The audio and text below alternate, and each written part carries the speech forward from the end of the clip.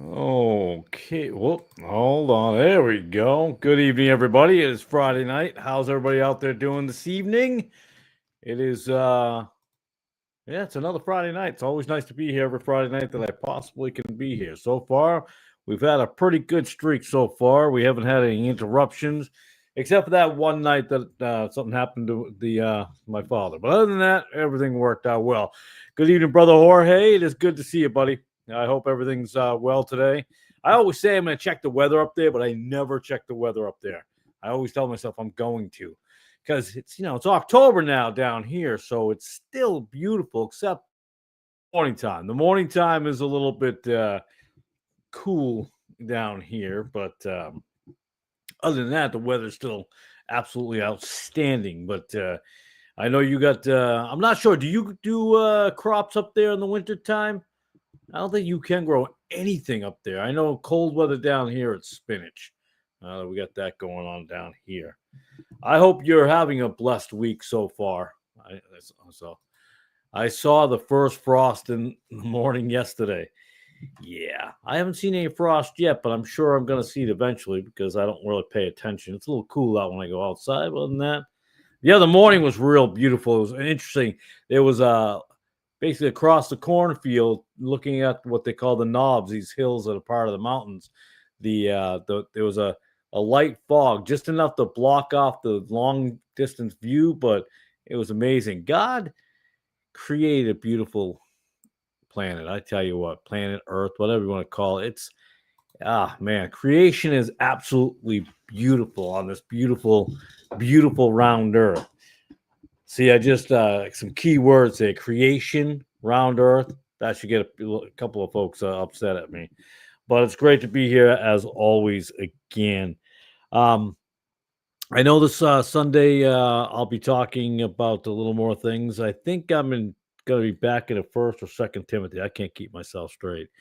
I did have an opportunity, brother, to. Actually, I told you I was on that. I went on that live stream to talk to that gentleman over there. I think I'm probably gonna interject myself into a few more, not just him, maybe others. I think our point of view as a King James Bible believing Christian is getting skewed by others. They're not looking at things properly. So I think we need more of I don't want to say middle of the road King James Bible believers, but the problem is we have this great chasm between the I was just talking to my wife. Why is there's a reflection? Oh, you know why? Because the other screen is creating a. Hey, let me just turn this screen a little bit so it doesn't have that reflection hitting off the and still there. So there's nothing I'm gonna do about that. Okay, and yeah, because I just knocked over the spider thing. There we go. Because that reflection in the back of me, I don't know why it's gonna bother me, but the reflection off that's gonna bother me after a while. But finding that there's not enough people taking a hard stance, but with love and respect and dignity and maturity. That's what I'm seeing that is missing. Um, I was talking to my wife earlier about that.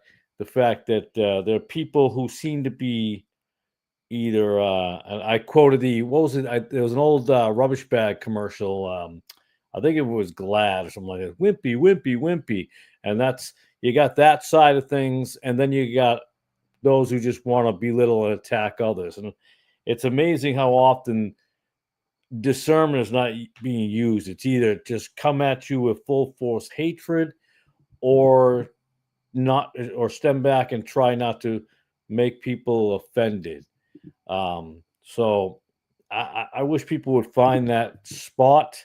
And again, discernment of who you talk to and when you talk to them. You know, be, yes. So you remember that commercial? Then I don't know how long that commercial's been out there. Don't be mad. Don't be glad. Yeah, don't be mad. Get glad. And that's what a lot of people remind me of. They're just wimpy, wimpy, wimpy. And that's not to belittle and saying you're such a loser and stuff like that. That's what happens though. And I think we're missing that as I watch these King James supposed channels or these Christian channels. It's either one side or the other, and it's unfortunate they can't seem to get it all straightened out. But oh, is it hefty, hefty, hefty? Is that what it is? That's probably what it is. Hefty, hefty, hefty, wimpy, wimpy, wimpy, or something. I'm obviously paraphrasing the commercial because I don't quite recall it. But I'm hoping the problem we're going to have now, I think what we're facing in society now is with the whole Charlie Kirk situation. I believe you should interact more on that channel, brother. You brought some much needed clarity to the subject at hand the other day. Well, I appreciate you, brother Calvin, and good to see you this evening. I appreciate that. I held out for a while because he was on for a bit, and I was doing other stuff, getting other stuff prepared, and just doing research. I do research on 9,000 different things, but okay, that's a bit much. But he didn't answer a couple of my questions. So, and I should have asked one of the questions when I got on about the Peter Ruckman thing about Devil Inspiration, his opinion on, because the title was about the King James Bible. Is it inspired? Changed my mind. So he believes the King James Bible is inspired, which is wonderful. But he's familiar with Peter Ruckman and all that side of things, Sam Gipp and so on. So I thought he would at least give his opinion on that matter, but he might have missed a comment. I don't know, but I was trying to make the point, and I hope I did when I was just saying that we need to take a hard stance. You can be hard stance without being soft all the time, and understanding the moment you're in and who you're talking to, and to be clear and to not be wishy-washy. But I feel sometimes he tends to doesn't want to go too far, or what he perceives to be too far over the line. And I appreciate one being cautious, but you don't want to be cautious Claire or cautious Charlie and just be like, oh, I don't want to make too much of a wave. I got a problem with that. But then there are others, and it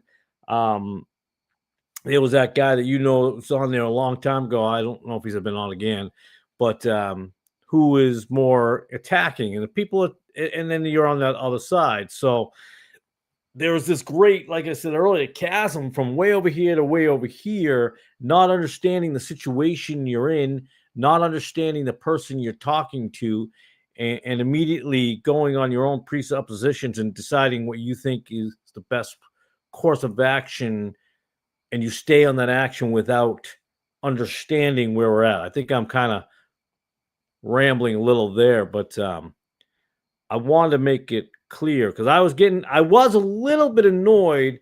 He had a lot of the scriptures and stuff like that, and which ones change and this and that. But what he failed to, until I brought it up, and I, again, those of you who watch me a lot, Brother Jorge's known me for a long time, and Brother Calvin, you know me now for a little bit.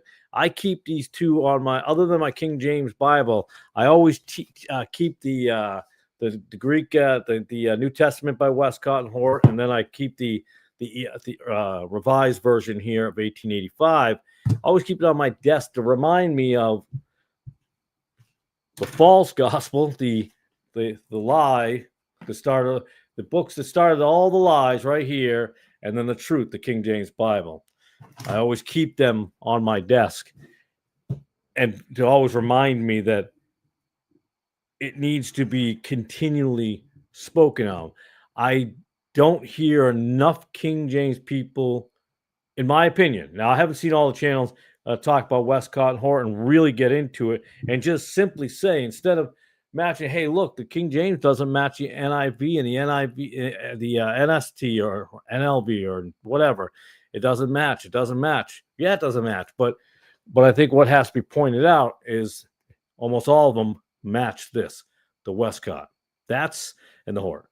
That's what I think needs to be brought up more and more, but it's, to my knowledge, not enough. And sometimes those who bring it up are some folks who just deliver that message with what appears to be hatred in their heart, or a very negative attitude when talking about it. And so I try to stay away from that type of attitude. Maybe I come off negative sometimes, it's possible, but I think it's important to realize the matchup to here. And you might have noticed that Brother Calvin, you might have noticed on that channel, I had brought that I put up multiple scriptures to look at that match of Westcott, and that just comes from a piece of paper I have here. That was part of a larger study that I had put together, and realized that instead of matching the King James Bible to all these versions, I can literally match all these versions to the grandfather of the versions, and that would be the Westcott and Hort. So that seems to be missing. And by the way, I was just watching that program earlier. I got to watch a little bit of it. I didn't get to watch too much of it. But somebody had put in there something about the Majority Standard Bible. And I wasn't sure, to be honest with you, what that was. It sounded familiar, but I wasn't sure. So I did look into it. And again, one of the scriptures is missing completely, other than the King James. And I guess it's based on the Berean Study Bible.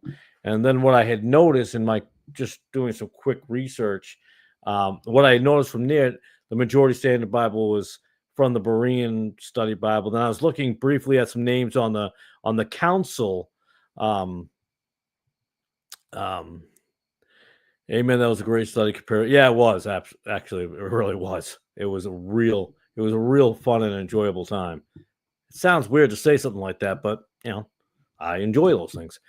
But when I was looking at one of the names on that council of the Berean Bible Study, or Study Bible Committee, or whatever it's called, one happened to pop up because they're one of the people who are one of those guys who are were part of the committee of the New Living Translation.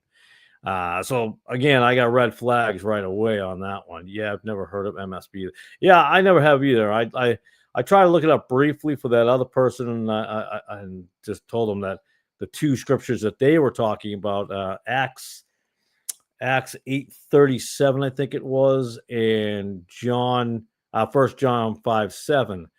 I had looked those briefly up, and 5:7 was partially there, and Acts 8:37 wasn't there at all. So again, we have a red flag right off the bat. So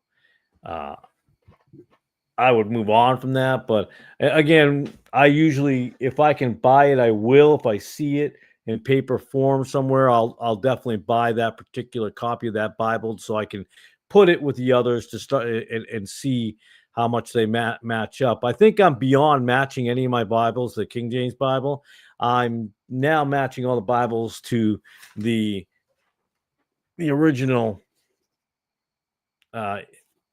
Westcott, the grandfathers of the, what do they call them, perversions, and these are the grandfathers of that.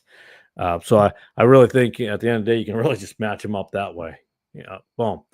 You don't have to even go to any more of the King James. I mean, of course, I'm doing the 1611 to regular King James, which I love doing, obviously. But I thought it was really important for me to get on that live stream just to point that out. That it's I don't want to say oversimplified, but what's that Westcott and Hort version called? The one I have on my desk. This is actually was based on. So this is the revised version. Which is, I love getting old books sometimes because you can't really see that, can you? It's a little stained in there. Obviously, it's old. You got the writing. Well, I'll tell you what, they wrote. Their cursive back then was so much better. But this is written to somebody named Carolyn Fairfield from Mrs. something Pierce, January 1899. And it has these interesting comments. It says, read remember, and obey. Well, if you read and remember and obey wrong Bible, but this is the Revised Version, which is the precursor to the ASV. So this was, as you can see, this is translated out of the Greek, being the version set forth AD 1611 with the most ancient authorities and revised AD 1881. So this they used, just like Eberhard Nessels as well. They used and this is the New Testament from, I don't know if you can see that or not. I'm trying to hold that up. New Testament Revised Version. So that's and this was finished in 1885. This actually, which I thought was pretty cool.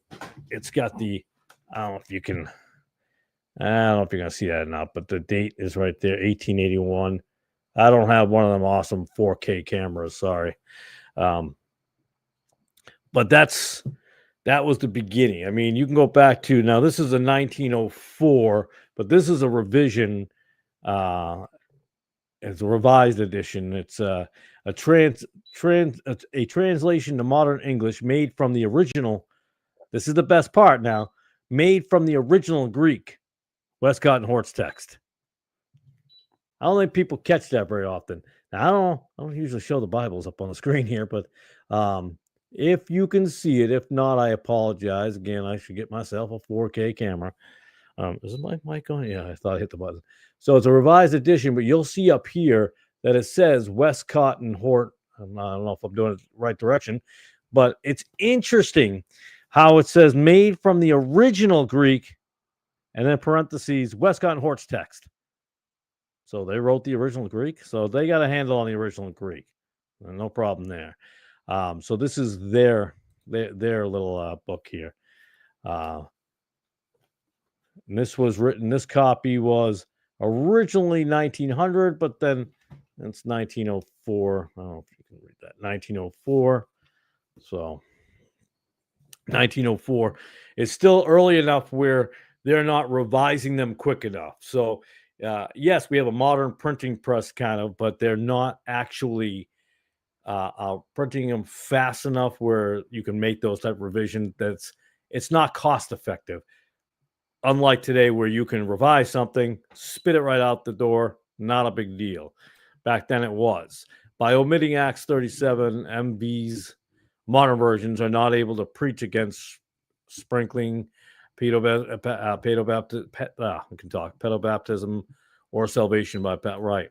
So they omit very key things. And when I put an Acts on there with the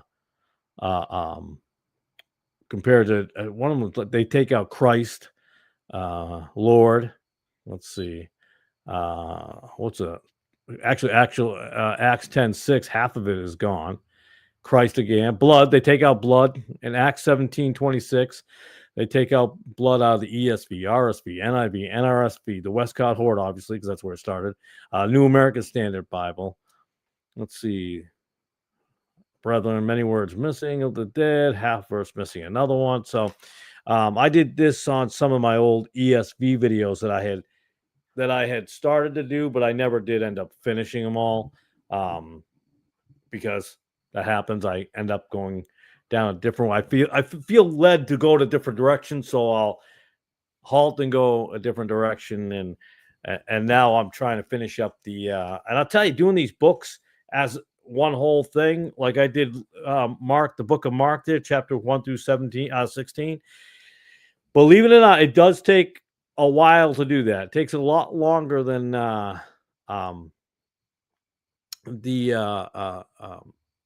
it takes a lot longer than one thinks to do. You have to go through all of the verses and you have to count all the words and what the difference. 15,124 words, I think it was, in the book of Mark. So it's a lot of work. I'm not complaining, but it takes a lot to do when you're one person doing it. I know in the beginning, my 13-year-old was helping me with a lot of it on one part of it, but then the way I change it into anyways, I don't want to go off topic here and go into all the stuff that I have to do it, but it does take a lot. But I love it and I enjoy doing it, and I think it's important for everybody to know. I mean, it's important. There's a sorry for not clarifying the verse, but you got it. Yes, no, that's fine, not a problem. But I'd be wary of these versions that exist, and if I ever see that version, I'll actually pick it up if I'm ever somewhere I can get it. Like I said, I got this thing for like probably $5-10. That's what I think I bought this thing at that. What is it? Rustology or something? Rustyology or something? One of those weird things that have a bunch of, well, mostly just old junk in it. And there's a section where this guy's got books upon books, just all these old books thrown into a corner. And I'll go in there. One of the things I forgot to get when I was there was a copy written by Tertullian, one of Tertullian's works. It was a very old copy of it from the 1800s. And I was going to go back, and I never did go back. And now, obviously, I can't get it because I live in another state too far away. But I'll keep an eye open for these things whenever I can. I just bought the original, or the first, not the original, but the first year of the New Living Translation at a thrift store in this area, the very first copy, which I like to get too, because like I said, because they can actually reprint those things out. I've already seen that happen with the Blue Letter Bible, and I can't remember, and I should have documented that, but I was telling my wife this a long time ago, that I was in there and I was looking up, and then next thing you know, the verse was changed. It was in the King James. I'm like, wait a second, there's a verse change. So that's why I have my issues with the online when we just focus on that. Obviously, I have a big problem, I think, with logos, knowing who they're, that they're an ecumenical site, which again, that's something I have a problem with Mr. George there. I don't think he should be using that. There's a sword searcher, King James based one. I don't know why he won't use that one, but I think he wants to compare different Bibles. And he's a very learned man, so I don't know why he just doesn't have the paper copies and just can match them up that way. I don't know. I mean, I don't think he works for a living. I think he's a pastor or something. I could be wrong. So he could work for all I know. I don't know, but you got time. Yeah, you know. I get kind of tired of all the excuses of people say that they don't have time to do this and time to do that, and when they do their YouTube channels, like, I got to be home all the time. Well, you know how I feel about that. Although there's a guy, I'm rambling again, but I want to find out and talk to that Jim guy, that Jim AV1611, before I try to get him on if he'll ever come on. I got to find something out about him first.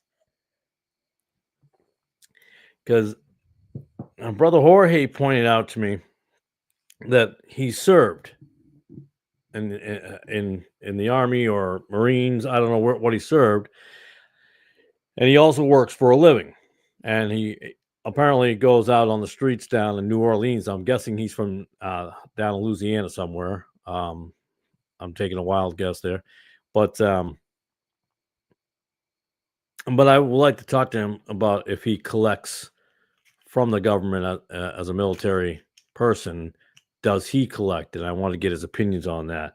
That is something I've been wanting to really, maybe one day, have someone. If Jim doesn't, I'd like to have him on and find out why, and perhaps have one of those type of open mics and really see how many military people we can get on that are King James Bible. I don't mean Catholics, because we know King James Bible believing Christians always have a different, or 99% of the time should and do have a different view than anyone in the modern Bible world. So they look at life differently than an ESV guy would, or an RSV or NRSV or ASV, which was 1901. That's when that came out. So we'll see, because that's something that's been always sits in the back of my mind about things like that. And should born again Christians take money from the government? And when and if so, when is it okay? I understand we don't live at the times that we once did, where your neighbor helped your neighbor, basically, as it were so back in the day. But and I get that, and I understand that. Um, nope, there's no spider. I looked up, I thought I saw something, but no spider there. Well, good. I would like to get a different point of view. I think I know my opinion and I know my view, and I've shared it before, and I don't mind sharing it again. But I want to get other people's perspective that don't have any skin in the game. You don't have a channel, you don't have a church you're trying to impress, or just everyday day guys. Just what is their opinion?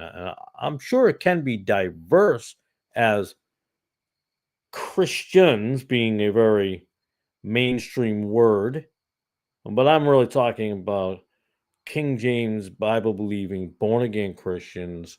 Where are their thought processes? And I don't think they should. Um, I'll say what I say about even secular people. If you're able bodied to work, you should work. I've talked about this, and I'll probably talk about it a lot more. If the guy can work at Walmart as a greeter, then you can work at the Walmart. Again, these are all these things that you see professing Christians say and do, and the world is setting a better example, and that's not good. And that's what I think we need to fight against as born again Christians, is the wrong perception of what King James Bible believing Christians are. And I am King James only. Yes, I've said this before, and no, it's not based on anybody except for the King James Bible. And those who've known me for a while, I knew nothing about the only movement. I knew they were King James people, but I didn't know there was this whole movement type onlyism and all this controversy. Never knew about it, and I'm glad I never did. I've said that before. I'm glad I came to the King James Bible before I knew all of these things, so it didn't influence my decision. So, but hopefully I can get to that point where I can get some people where we can really, really talk about it in an honest fashion. And I'm not going to bash them to their face. I'm not going to, automatically send them straight to hell or anything like that. I'm not the Westboro Baptist, but one has to also, uh, um, one has to also realize, and I lost my train of thought. Um, Brother Calvin has a good question. So these are this is things I know that'll probably come up, and I'll probably get in trouble for whatever I say. And it's not about being mean to anybody. So you ask, what are your thoughts about King James Bible believes with legitimate disabilities accepting government monies? So legitimate is an interesting word. I know you're not trying to play games with the word. I know that. I get that. But the word legitimate now is almost doesn't mean much because of the fact that what is legitimate anymore? Uh, I'm not talking about guys who have their legs blown off, but even then, there are guys who still work and they go, in this day and age, and receive a good paycheck. Brother Jorge, I don't mean to throw you under the bus here, brother, but he sent me a link, and yes, it was a secular link, because it was an interesting topic that he saw, and he clicked on it, which I would have too, by the way. And there's this gentleman who makes, I think it was like, I think $1,500 a week, and also collects $3,700 a month from the government for disability. And this guy works for well, Lockheed Martin, whatever he does, I don't know. That's a pretty good living. So trying to figure out what would be qualified as disability at that point. Um, there are guys at PTA. I've told this, brother Calvin. I've told this story. I didn't know you when I told the story. I told the story a couple of years back.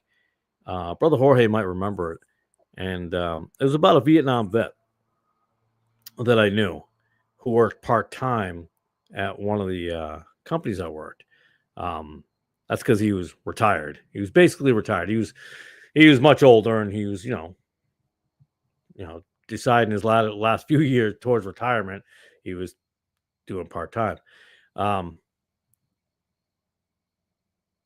and he had major PTSD. I remember talking. I'm one of those weird people who talk to anybody about anything, and I'm pretty blunt, and I'll ask questions, and people are always surprised. Like, okay, that was a weird question to ask somebody. Well, somebody's gonna ask it. And I talked to him about that, and he and like somebody else I know had Agent Orange.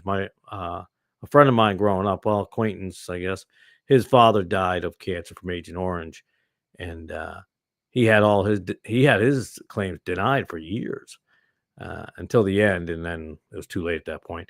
But he worked every day. He said he was one of those people who would wake up in the middle of the night with I think they called them night terrors and just flashbacks and that has to be horrific for those guys that went through the jungles and so forth. I couldn't even possibly imagine that. And he worked for a living every day. He never made excuses at all. He worked all the time. So I think in today's world, I think it's if you're able body, but legitimate disabilities, and I'm not trying to be vague. I guess I'm trying to be direct. I'm trying to figure out how to directly answer this. I guess each item, each thing is different. My last boss, not my last boss, my boss before, um, he served 20 years. And one day, I don't know how I never noticed it, but he had these little wires that went into his ears, and they didn't look like hearing aids to me, but they were. Turns out they were hearing devices. I have no idea. So they're going to his ears, and I never had noticed it. But who's staring at the side of another guy's head?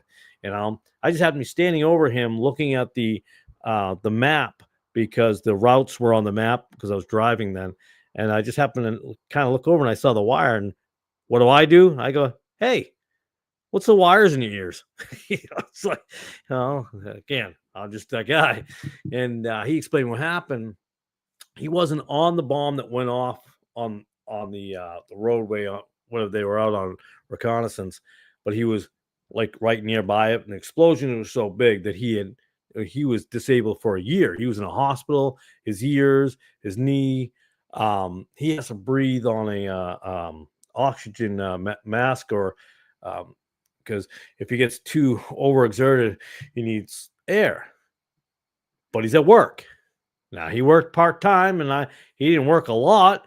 He worked probably about 6 hours a day. He got paid very well for those 6 hours in that position, but he got paid. So he went to work. And yes, he was collecting disability as well, by the way. He was collecting disability. And we get into the whole fact that, well, the government owes you. Okay. I think as a born again Christian, and I say this from my point of view of someone who did not serve. So that's why I'd like to have that people on with their opinions because I think it's important not to base my, again, there's a lot of teachers and preachers out there who say things they don't have a clue. They've never done anything, never experienced anything. And yes, it matters. And so, therefore, I just give my opinion based on what I believe the Bible would teach us. But I want to hear from the real people who have actually gone through it and how they feel. And I've found that there are some who don't collect; they're too proud for that, and there's some that do. Um, but in the Bible, it does, the armies, the Israelite army, they never collected. They went back to home and their jobs. They went out. I mean, think about that. They're putting spears and swords and killing and cutting off heads and all these things, and then they went home and they didn't get paid. There was no pension fund or anything like that. But from my brief research, it appears the creators of the whole pension fund to pay for some of your soldiers and stuff like that it comes from the Roman Empire, which I thought was interesting. So there you go with that. Briefly, that's what I have found. I've done a cursory look into that, so I'm still looking into that. But and when I say, and again, I don't think born again Christians should be taking, because these are the same men. I would have to say, have faith in God that He could take care of all things. He could take care of you. He could take care of you. He's got you. Trust in God. Trust in God. But then we trust in government. And here's the problem with that. What happens when the military money runs out, right? Now what? Now what do you do? Well, it will never run out. How do you know that? God's protection doesn't run out. I think God supplies all your needs. Whatever you need, He's got you. I mean, it doesn't mean you have to sit around eating bonbons on the couch. I guess that's a whole, 1980s soap opera reference for women back then. So to me, it has to, I may not be making myself completely clear, Brother Calvin, when I talk about this, but again, people have disabilities, and is it something that they cannot possibly at all work? Now, there are people, yes, that they're laid up in a bed and they're paralyzed. I once used to deliver to a guy these large, what they call liquid oxygen tanks, and they're about 100 to 125 pounds. And I have to get them on a dolly or a truck, and bring them into the house up the ramp there, and bring them in, set them up, and stuff like that. And well, he's paralyzed from the waist down. He took a fall at one point, and that guy thanks the Lord every day that he's alive. Imagine that. And he's a secular person. Well, he's a secular Baptist person. If you know what that means, then you know what that means. But and he never complains. So yeah, he can't work ever. I mean, what is he gonna do? So I'm not trying. So I'm not knocking people who have been in the military and gotten injured. I get it. My uncle served in the Air Force. Yeah, the Air Force. It's not as cool as the Marines, I guess, but that's what he served in the Air Force.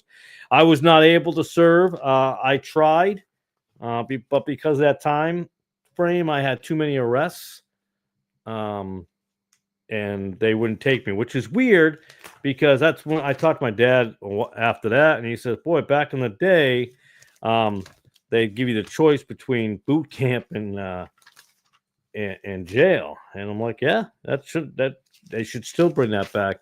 Hold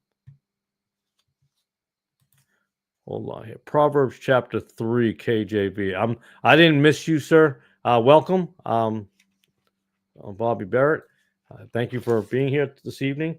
I grabbed the Bible. As I was talking, I was grabbing my Bible to look at Proverbs 3.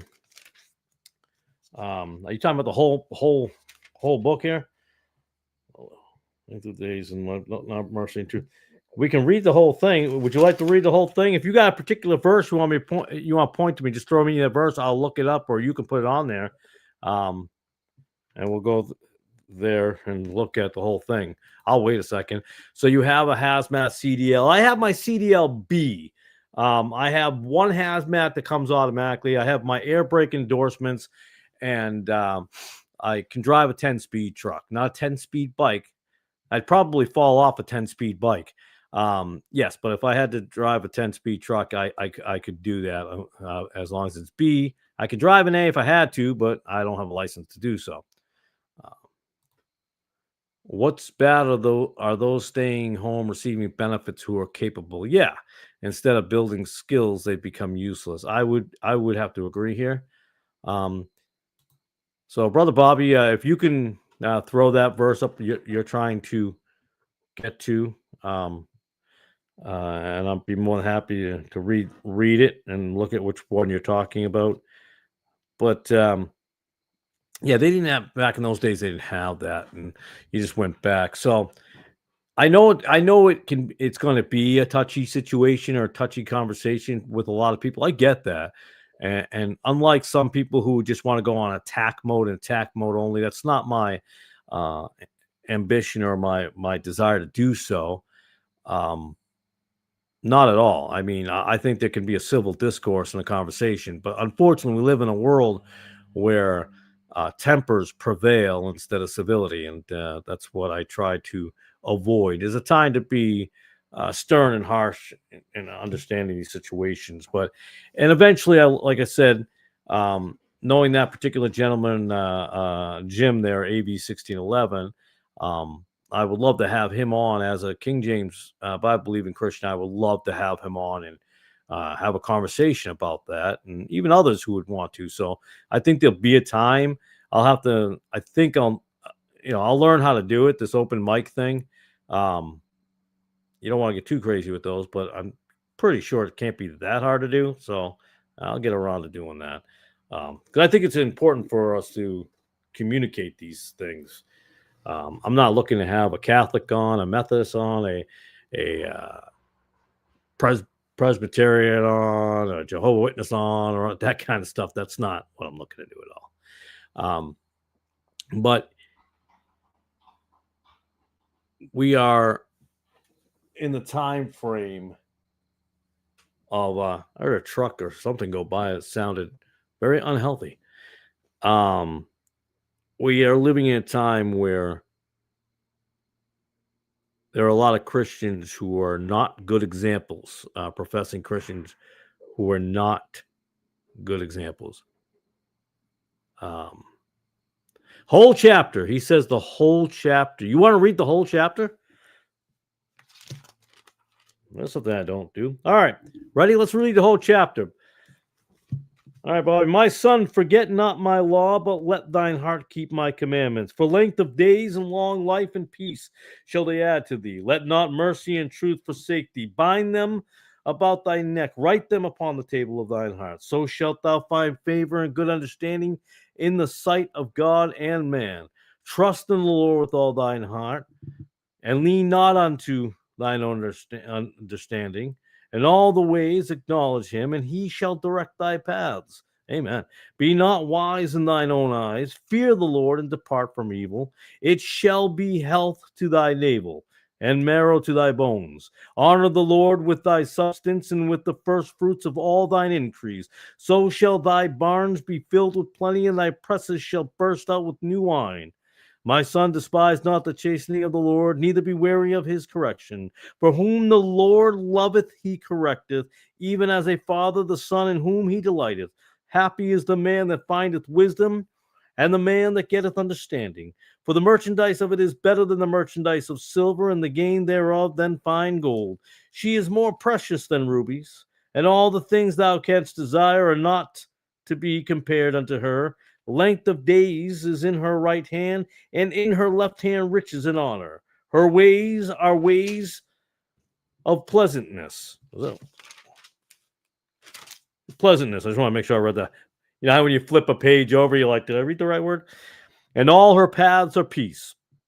She is a tree of life to them that lay hold upon her, and happy is every one that retaineth her. The Lord by wisdom hath founded the earth, by understanding hath he established the heavens. By his knowledge the depths are broken up, and the clouds drop down the dew. My son, let not them depart from thine eyes. Keep sound wisdom and discretion. So shall they be life unto thy soul, and grace to thy neck. Then shalt thou walk in the way thy way safely, and thy foot shall not stumble. When thou liest down, thou shalt not be afraid. Yea, thou shalt lie down, and thy sleep shall be sweet. Be not afraid of sudden fear, neither of the desolation of the wicked when it cometh. For the Lord shall be thy confidence, and shall keep thy foot from being taken. Withhold not good from them to whom it is due, when it is in the power of thine hand to do it. Say not, say not unto thy neighbor, go and come again. And tomorrow I will give when thou hast it by thee. Devise not evil against thy neighbor, seeing he dwelleth securely by thee. Strive not with a man without cause, if he have done thee no harm. Envy thou not the oppressor, and choose not of his ways. For the froward is abomination to the Lord, but his secret is with the righteous. The curse of the Lord is in the house of the wicked, but he blesseth the habitation of the just. Surely he scorneth the scorners, but he giveth grace unto the lowly. The wise shall inherit glory, but shame shall be the promotion of fools. Amen. I had to take a drink of water after reading that whole chapter. Brother Bobby, I've never actually read a whole chapter on the live stream before. So there you go. Good stuff. What isn't good stuff about the Bible? Yeah, it was part which I'm seeking wisdom, and then we get into Solomon's instructions, and wonderful, wonderful. Amen and amen. Well, thanks for making my voice a little cracky now, Bob. Just kidding. That was a joke. I'm just kidding around. But yeah, I was going to get back here. And this is what becomes a problem. There are those who do call themselves, and I'm not talking about the disabilities that they may definitely have. I'm not against those things. There are people who, yes, cannot work. They legitimately just can't work physically, it would seem. But I will say in today's age, it seems more and more are able to do so. There are I remember there's one Walmart. There's one Walmart that. Hey, brother Christopher, how are you, buddy? Thank you. Brother Christopher, it's great to have you aboard. Thanks for coming tonight. Appreciate it. But we live in that time frame. We live in a time frame that everything has become blurred. Coexist till you don't exist. And we have to be very careful. There again, we want to be meek, we want to be humble. But we are finding now that people are either hiding in a shell, curled up in the ball in the corner, or trying to attack you with malice or with selfish reasons. And we have leaders who are not leading as a servant. They're leading as being the chief and the chief only. Remember that old saying, too many chiefs, not enough Indians. And that is to be the case. Everybody's a leader. Nobody wants to be led. They just want to be the leader. And that's the problem. Nobody wants to be discipled. They want to be the one to disciple. And I'm not claiming to do any of those things. I'm just saying that is where we are now. And I've said this for a while now. I think those type of people have infiltrated at a larger number to the KJV realm than ever before. There's more attack on it. It's always been an attack, but there's more so than there ever has been before. I really got to fix the binding of this Bible. I'll tell you what, one of these Bibles, I'm going to have to transfer over to one of the newer King Jameses over there.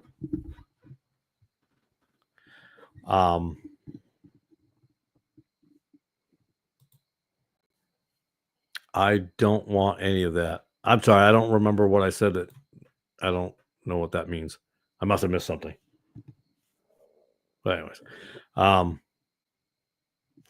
we are living in a rough time. It's not going to be any easier. And when I say rough time, please keep in mind, we still have no idea what it is to be persecuted or gone after. There's a lot of people who feel like they've been persecuted, and it may feel like that at times when people are talking badly about you. That's not persecution. People doubt you. That's not persecution. People gossip about you, slander you behind their back or behind your back.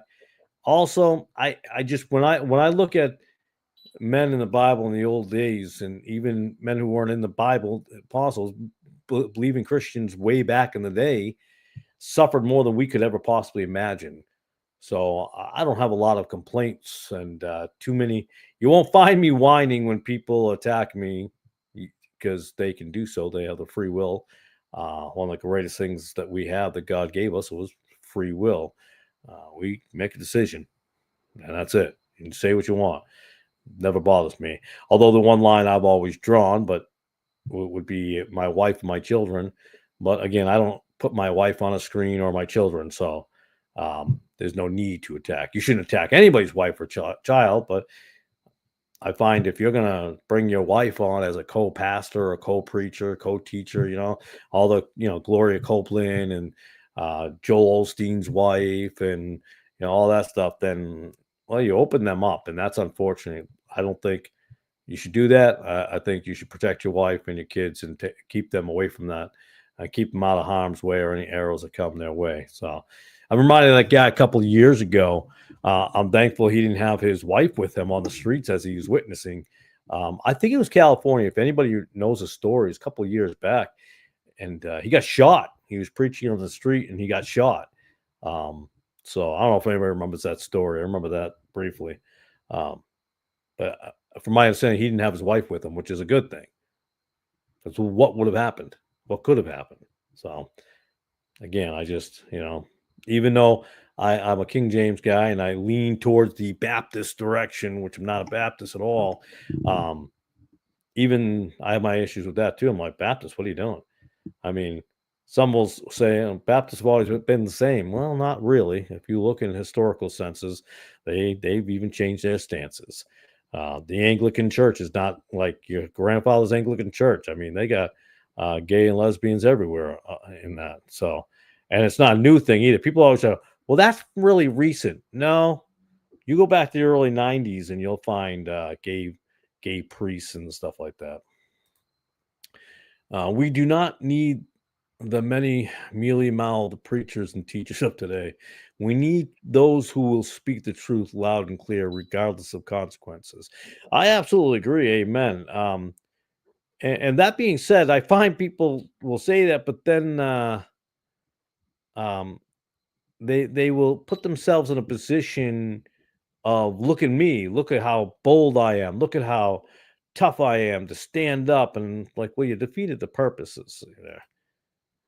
I don't have a wife. I am a single man. Well, I guess you don't have. That's. Well, I don't know if that's a decision you made. I don't want to sound mean or awkward or weird, but I'm like, that's a good thing if you're out on the streets because you don't have to worry about your wife at all. That's unless you're looking for a wife, and I hope you find one. I don't know you, so I can't. Sorry. But yeah, going back to Brother Calvin. I agree. We have to stop caring what people think, but we have to not go out of our way to try to be brave. I'm trying to make sure that makes sense. We've got to stop trying to be martyrs, and there's a lot of people who are trying to be martyrs, or they desire to be a martyr. They seek martyrdom. They want to be looked upon that way. They want that to be their legacy. And I think that's the wrong approach because that's not how it works. These men in Fox's Book of Martyrs, did I bring it out with me? I did. I think my wife brought it out to me because she was watching it last week when I mentioned it. And then she must have dropped it off. And what a great wife. She dropped it off in my my pod shed here. When you're looking at John Wycliffe, let's see Martin Luther, John Hooper. Anyways, if you've got the book, you know all names in here. These men were not going out of their way to be martyrs. They stood for a truth because it was a truth they should stand for. So standing for the truth, regardless of consequences, because you'll be persecuted, but you have to stand for the truth, is one thing. Those who are trying to be something, it's almost like you might as well be a Roman Catholic at that point. When men are like, I'm going to stand for this, I will. Okay, that's wonderful. And then you become like the Jews, rocking back and forth with their phylacteries on their head, with their long robes, disheveled looks, throwing, ashes on their face. Look at me. That's not humility. That is not meekness at all. You are intentionally trying to bring attention to yourself. And one could say, well, you're on YouTube, so that means you're intentionally trying to get people to watch you. Yes and no. I guess it depends on. I'm here to speak. whatever I speak, I speak. I've have people who have come on here and attacked me multiple times before, and I'm not saying that to be a victim. It is what it is. I don't worry about those things. It doesn't bother me at all.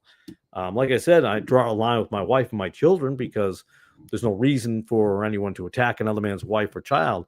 And again, if you're going to put your wife on a screen like these modern day pastors and preachers and teachers do, then unfortunately you can't get upset if anybody attacks them because you put them there. You handed the gun to someone. You handed the rifle to people with a scope on it, and you made her a target. Doesn't make it right. I'm not saying it makes it right. I'm just saying you did it. So you need to look in the mirror at yourself and say, was this the wisest decision I could have made? You can't get angry. You can't get angry about it. You can't have your feelings hurt about it. You put yourself there. So, and that's how I've always felt. My wife has never been on one of my videos, never will. Not because I don't love my wife. My wife is a wonderful woman. I've talked about my wife many times. She does amazing things behind the scenes. Just a great lady, raises the family, raises the kids, takes care of my father. I couldn't be happier. Homemade food, can't beat that, by the way. I used to have a saying. I used to say to people, I got a beautiful wife, a beautiful life, and if I don't say that, I won't get fed tonight. But that's not true. Pod Shack, that's a new one. I call it Pod Shed. It's the Pod Shed. It's a shed that I have been continually trying to put the walls up. I'm not getting anywhere here. The way the English language is being changed and corrupted today, that term might be put in the Urban Dictionary. Pod Shack. Yeah, the Pod Shed here. It's a. I don't even remember the dimensions of this area. I think it's a 12 by 20, maybe. I don't remember. It's not huge, but I've put down a little bit of flooring, got this wall up behind me. You would have thought, again, if Brother Jorge was down here, this would probably be done. This whole pod shed would be done in about 3.5 hours. But yeah, no, it's taken me 3.5 months because I get caught up with other things and do this and that and the other. I still got to put in the rest of the insulation on this side, and oh my goodness. But that's, I guess, with the winter coming, it is important, but not as important as getting messages out. So that's my biggest thing to do here. But and I've been blessed with the pod shed. We sometimes are looking for, desiring things, or try to be things that God has not intended us to be. There are men who put on these personas, these facades, this act to a certain way, and I've talked about this plenty of times before, and you can see through it after a while. Sometimes you can see through it like right away. Other times it might take you a little bit, but they're all gainsayers. They're self-serving at the end of the day, unfortunately. That's why I even have a problem with supporting online ministries. Yes, this is an online ministry, but for most of you who watch me, you can attest, I've never, except that one, want to have that for a second, give, send, go. And that lasts about a month because I felt so guilty having it up. And I was blessed with $50 that went straight to, not Bible tracts, but they went to the Gospel of the John and Romans that you hand out. So I bought some of those, box of those, or those from the Bible Baptist bookstore. But I felt guilty even then. So that's, and these are for men usually who don't work for a living and who could work for a living. And for me, how can one follow someone or subscribe to someone or anything? My thoughts are running away with me, but I want a second here, Brother Calvin, when you said, we do not need the many mealy mouth preachers and teachers of today. We need those who will speak the truth. What we need is not as much preachers and teachers. I think there's some good preaching and there's some good teaching, but what we need are more brothers and sisters. We need more brethren. We need more unicism when it comes to that unity, but not in the Unitarian sense. We need unity among the Bible believers out there instead of trying to always outshine the other one or be better than the other one or my ministry is better than your ministry. No, if you truly are called to have some level of ministry, then it should be what it is intended for, and someone else is someone else. Your ministry, my ministry in Tennessee has nothing to do with the ministry in Florida. I'm not stepping on that person's toe, and they're not stepping on my toe. In fact, if anything, they should be helping one another. Yes. Well, that sounds like those church denominations that have a headquarters in Kansas or something. No, that's not what I'm talking about. But there should be a network of Bible believing brothers and sisters who are communicating and helping one another. But it turns out it doesn't work that way, unfortunately, as it should. You have people who come in and create strife and division. And, well, that's not what I would have said. Well, why don't you tell that to that person? Go to that person, say, hey, listen, that's not what you should have said. Okay, you may disagree. That's fine. And you may work it out. Great. And you may not work it out. It is what it is. Even though I hate that statement, it is what it is. But that has to exist. We have to have a network of some level. We have to have the ability to create such a network that I know that I can go to New Hampshire and find someone there. I can go to Texas and find someone there. I can go to Florida and have a brother there, South Carolina, North Carolina, Michigan, Missouri, Arizona, wherever it may be, and vice versa. That person should be able to feel the same way, that they can go to those states and know, hey, you know what? I got a brother or I have a sister in the state that I know I can see on my way through that I need to talk to and hug them or hold them or shake their hand or get a coffee. That is what is missing today. And we need to bring that level of community back. Even though we're online, we can still have that community out there. I know personally, I have met a few people online here, and I've always had that open invitation. If you're ever coming through town and I can possibly talk to you and hang out and have a coffee, although I'll probably drink an apple juice or a milk because I don't drink coffee. Yes, I'm one of those weird people, but Brother Calvin and Brother Jorge, apparently, they love their coffee. But I still love them as brothers. I'm not mad at them because they love coffee and some strange coffees coming from Cuba. Hey, that's on them. I'm kidding. That's a joke. But that's a good thing. That's a good thing. Those can't be issues that divide us. Well, I think you should have a real leather Bible and not one of them fake leather Bible. Oh, come on, man. I know that's being a little crazy, a little facetious, but that's where we get to. Such simplistic things. I don't agree with the emphasis or just the overemphasis on diving so deep in the papyrus. Am I pronounce that papyrus? I always get it wrong. The papyri, going into all those, and they found the Johannacom. They found this and that. Man, you got the perfect word of God. I don't, but I'm not saying that those men are not born again Christians either. I'm not saying that they're not godly men. I'm not saying that at all. But I'm saying, come on, I don't think we need to get that deep into it. I think we're over analyzing certain things, but doesn't mean that they're not saved. I'm not saying that they're not saved, but it shouldn't be a strife. It shouldn't be a division. It shouldn't be, but it is. Community is lost. And we've heard this for a while now, since the internet has existed, us older people, that, there was this vision of, hey, it'll bring the world together. And yet we all say what today? It has torn the world apart. It's unfortunate. But I hope that someday that we'll create a better network. Not make things better, because we all know the end is coming. We all know that. We're not going to make a utopian society. In fact, actually, the utopian society were very big backers of the flat earth. Love how it segued into that.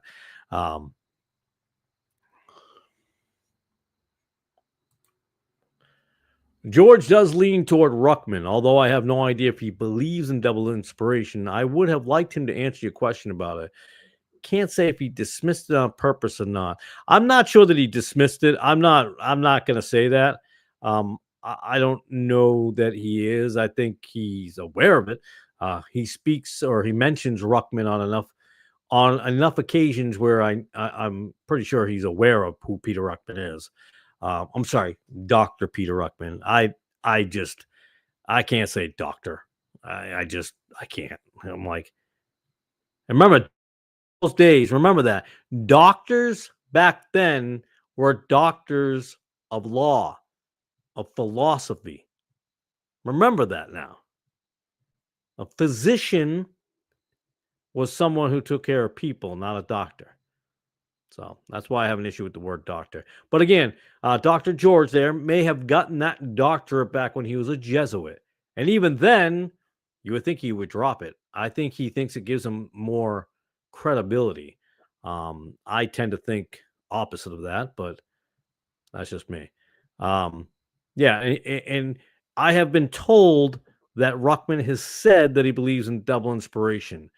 I've tried to in the within the last 6 months or maybe a year, I've tried to find this because when somebody said this to me, um, that he believes the Bible was inspired, then re-inspired, and then not inspired or something like that, but it was I don't know. And so, but I can't find him ever saying it. Um, and just like anything, people always say something, but they can't cite their sources. I'm like, okay, who, when was it said? Who said it? You know, I don't know. He's the one who said he's a former Jesuit. Ruckman? Doctor. Yeah, Doctor George. That's the only time I'm gonna call him Doctor George again. I can't do it. Yeah, George. Um, Without meeting him personally, I'm going to go ahead and call him a brother because I do believe he believes in the King James Bible. I believe he does. So, um, yeah, I think he says I don't know why he said Dr. Georgie. Is it Georgie? I thought it was George. I don't think it's Georgie.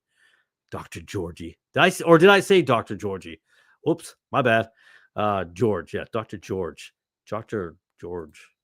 Um, yeah, he says he's a former Jesuit or something up in Canada, and then he was a Jesuit or something, and then he was a Calvinist or something like that, and then he was a Baptist.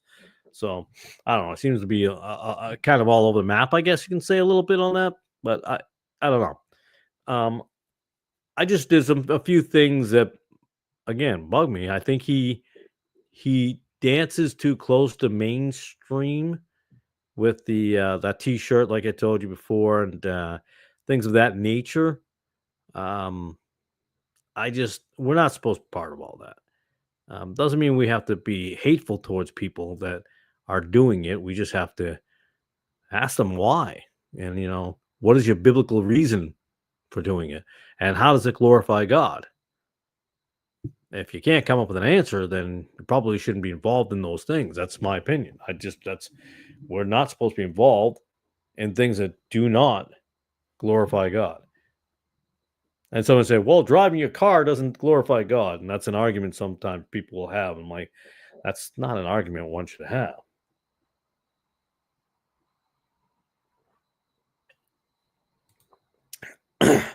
I've heard George say on more than one occasion that people do not have to call him doctor, which I have not. So I give him the benefit of the doubt on that one. Yeah, I don't know why you would still use it though. What would be the see? Here's where we get into the subconscious level of psychology. Um, what's the psychological reason? There's a reasoning why we use certain lettering and titles that we give ourselves to elevate ourselves, and not everyone does it knowingly, deceptively. They do it because it's just something that's always been. It's almost like they have to break themselves of that habit. There are a lot of things that you shouldn't do. You have to break that habit. Well, you ate the same thing every night for a long time, and you gained 20 pounds. Well, then you got to break that habit. Is it easy? I didn't say it was, but I mean, just so I think. And again, I'm not saying he's a bad guy. I'm not saying that at all. I'm not at one iota. Um, but what's the reasoning why? I'm always a reasoning why, or origins. I don't want to say pride, but I will pride. Yeah, and it could be a little bit of that. It could be a little bit of pride, a little bit of comfortability with him, familiarity of using that title. I'm not excusing why he does it because I don't think he should use it. Um, if he's just a brother, he then I don't know why we need the title doctor. Um, that's and again, that's what it goes back to what I was saying earlier about all these leaders and everybody wants to lead. Nobody wants to be a follower. Um, I don't mean like in a cult like sense, but everybody's an expert, and a lot of us, by the way, know a lot of things. I know more than brother Jorge, and Jorge knows more than me. I know more than brother Calvin. Brother Calvin knows more than I do about things. So we all have things that we know, and we more than the other person does. Does that make us better than the other person? No. It makes us brothers who can bring something to the table. You know, not a new way of looking at things like a new religion, but we have to.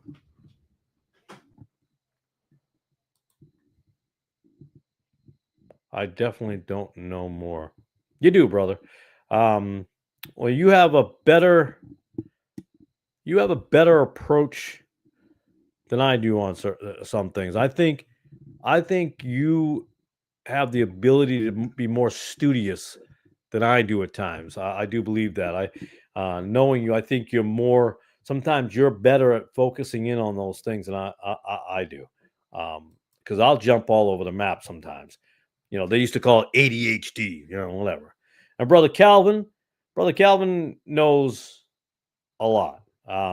I've seen his comments and other on Nick's channel and George's channel, and he's very knowledgeable. He's a very smart dude. I'm not saying that to make him feel good about himself, which that sounds mean, but I'm just saying it's the truth of the matter. I mean, I think he's a much smarter than I am, and a lot of it.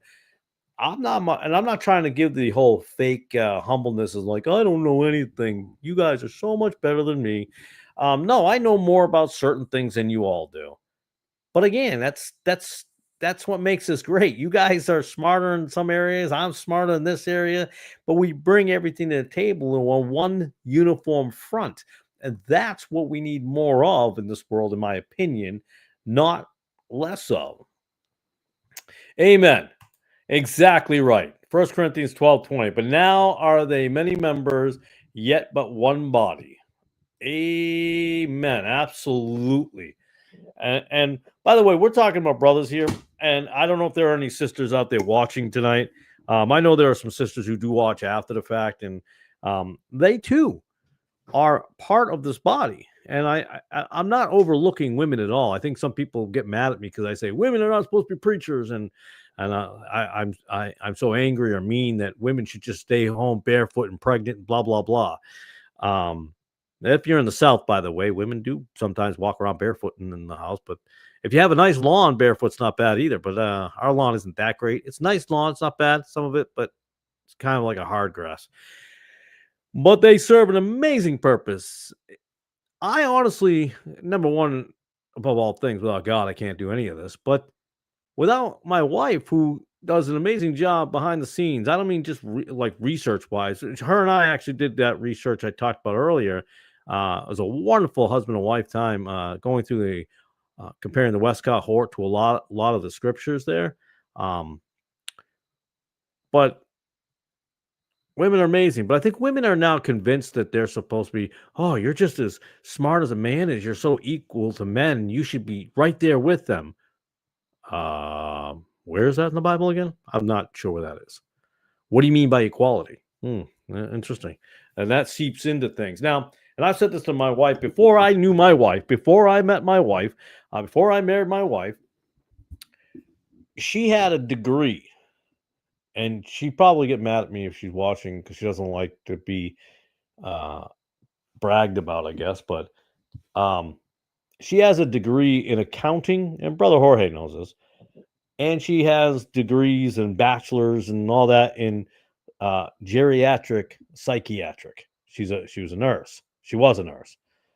She's retired now because we're married. So, um, but incredibly brilliant woman, knows more about pagan roots that I did. There were pieces I was missing in my researches that she was able to say, actually, if you look at blah blah blah, I'm like, huh, I didn't see that. Wow, awesome. Thanks, honey. Um, so she's very brilliant. But the beauty of that is for such an intelligent woman, what I think makes her even more intelligent is the wisdom she's given by God to be a mother, a wife, a helper. That's what the Bible teaches. She's not less of a woman because she gave up all these careers or anything like that. She's a greater woman than all women are for giving up that selfish desire and just follow what the Bible tells them. It's amazing. It's amazing. So if you are married and your wife is a godly woman, I know some people are not. They are amazing, and there's a lot to be said for that. But again, who's the head of your YouTube channel? Your ministry.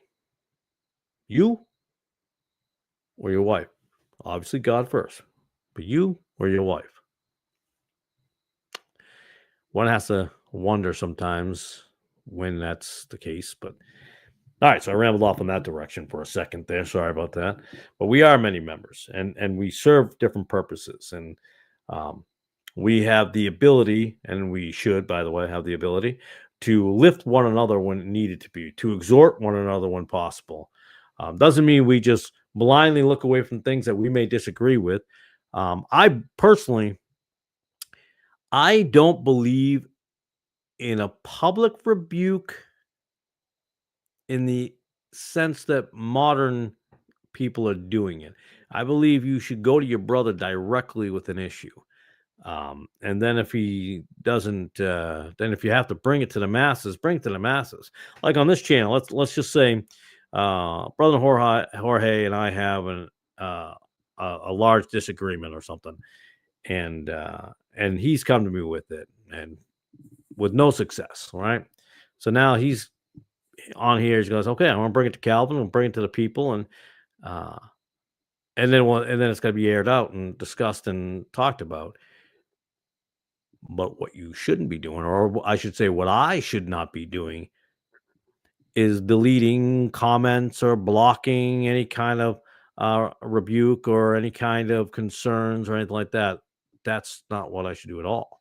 At that point, if I do that, and I block or I do any of that kind of things to anybody here who has a problem that I would listen to behind the scenes and I brought it to people, then I'm guilty.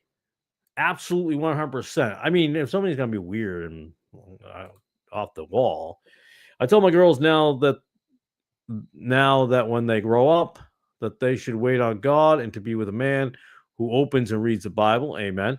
Not just listen to what other people say, open it and read it. Amen. Because, yeah, I consider better. We call that backbiting in the South. Oh, I'm glad you're still with us, Christopher. Yeah.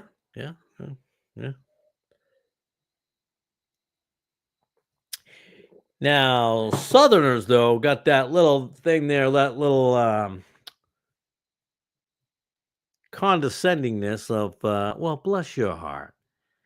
Again, not always a good thing. So, yeah, a man who doesn't read his Bible, and again, boy, we're living in some weird times where there are men who know Bible but are not living it. And I think that's where I get a little annoyed sometimes when you're watching somebody going, yeah, I'm not seeing it. Something's telling me they're not living that life. They're not living a godly life. Again, that's the beauty of the internet, of being on camera. You can look the part. You can make sure there are guys out there in the world, and a lot of them, who put themselves yes, I just saw that one. I'll click on this. New Englanders have a way with sarcasm. Sure do. Yeah. As a former New Englander myself, I would have to concur that New Englanders do have sarcasm. That is for sure.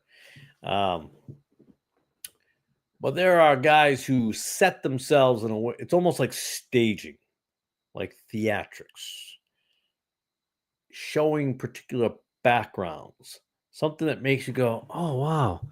Yeah, this guy, I want to follow this guy. Yeah, this guy. That's why for me, I mean, I've made a couple of outdoor videos because it was a beautiful spot one day. I was up in Von Orr, Tennessee, and it was gorgeous. I had to put that on camera because it's just beautiful. But anyways, which is fine. You can do that.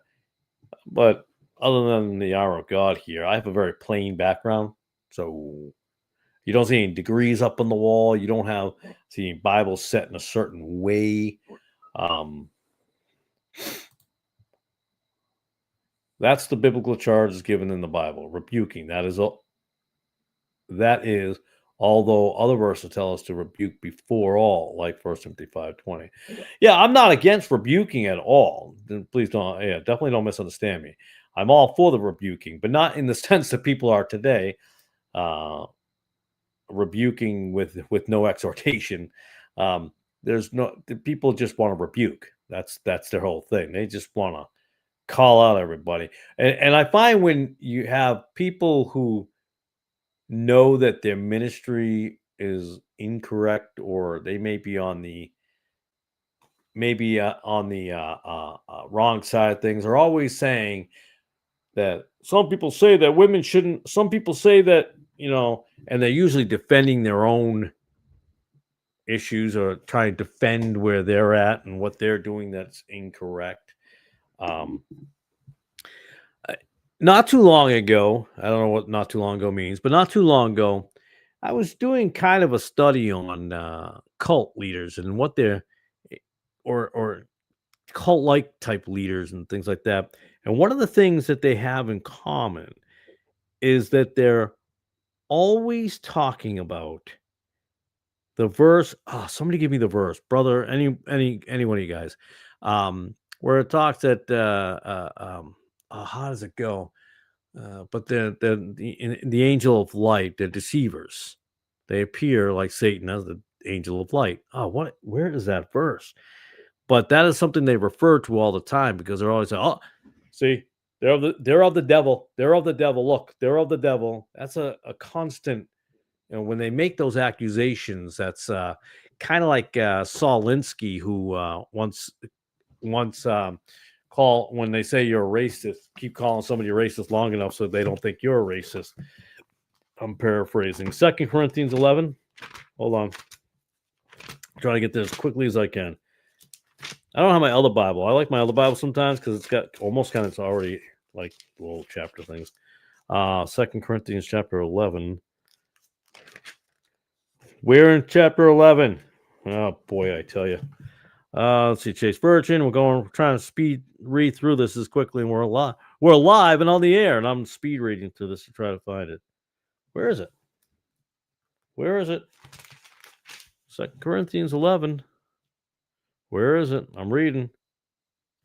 Oh man. Oh, here it is. Okay. Got it. And no marvel, for Satan himself is transformed into an angel of light. By the way, that's a very important scripture every time. If you hear, 14 and 15, therefore it is no great thing if his ministers also be transformed as the ministers of righteousness, whose end shall be according to their works. Now, that is true. First, let's just get that out of the way. It's true. But you'll notice a lot of guys whose ministry is not, in my opinion, legit, and they'll go to that every time. That's their defense. Every time. Angels of light. They're like Satan. See. That guy can be transformed. Very popular among cultish type people. People who like to cast that on others. Like I said before, if you're calling other people who are not a racist and you call them racist long enough, I think it was Saul Alinsky who said that in the 70s. Somebody could tell me if I'm wrong on that. And I might be paraphrasing that. But when he said the same things, which is the same thing, you repeat something long enough, people start to believe him. Well, yeah, Yeah, I think you're right. Yeah, he seemed like a righteous person, but now that you say that scripture, he's probably not. But that's that false accusation that they're doing. That's they throw that false accusation when they throw out 2 Corinthians 11, 14, and 15. That's usually a deflection off of themselves, unfortunately. So, my opinion, when you see guys do that, they're usually you won't hear me. By the way, you never hear me say when you see gals do that or women do that. I don't even count them because they're not real pastors or preachers or ministers or teachers in the essence of what they're supposed to be in the King James way. But a big biblical sense, they can be teachers of children, blah, blah, blah. But getting back to 2 Corinthians chapter 11, 14, and 15, that is the go-to. You'll often see that. I've had it done to me before. It's very common. If you go into all these ministries out there, not even just small time ones. I mean, big time ones. That's there. Cult leaders who are in the wrong and who are doing not good things and are not correct. That's what they like to throw out there. Is the scripture real? Is it accurate? And is it true? Yes. But when it's hurled as a false accusation, then we got a problem. And that's because normally they're deflecting off themselves. Unfortunately, it's a childish psychological thing, but it exists, unfortunately. Thankfully, it doesn't really affect me because I don't ever get my feelings hurt on those things. So it's not a big deal. And I'm pretty sure it's Saul Alinsky. And I'm pretty certain it's Saul Alinsky. But yeah, you'll see it's a very common theme among people of that ilk that do those type of things. We have a lot of people out there do that. The false accusations are popular because it deflects off them. If they can get you to not be looking at what they're doing, there'll be. It's like the media, the news, right? What you see here is not what's really going on over here. You have to look off the screen. That's to go over here is where the real action's going on.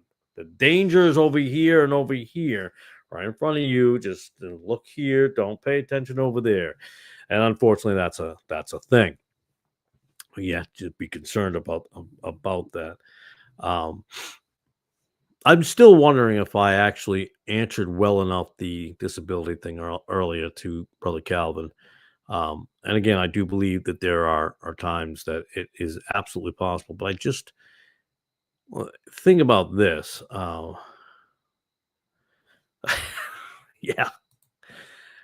Yes, I do believe those verses can be applied to most modern textual critics. Yeah, I would have to tend to want to agree with that wholeheartedly. Um, I think, what did he say to me?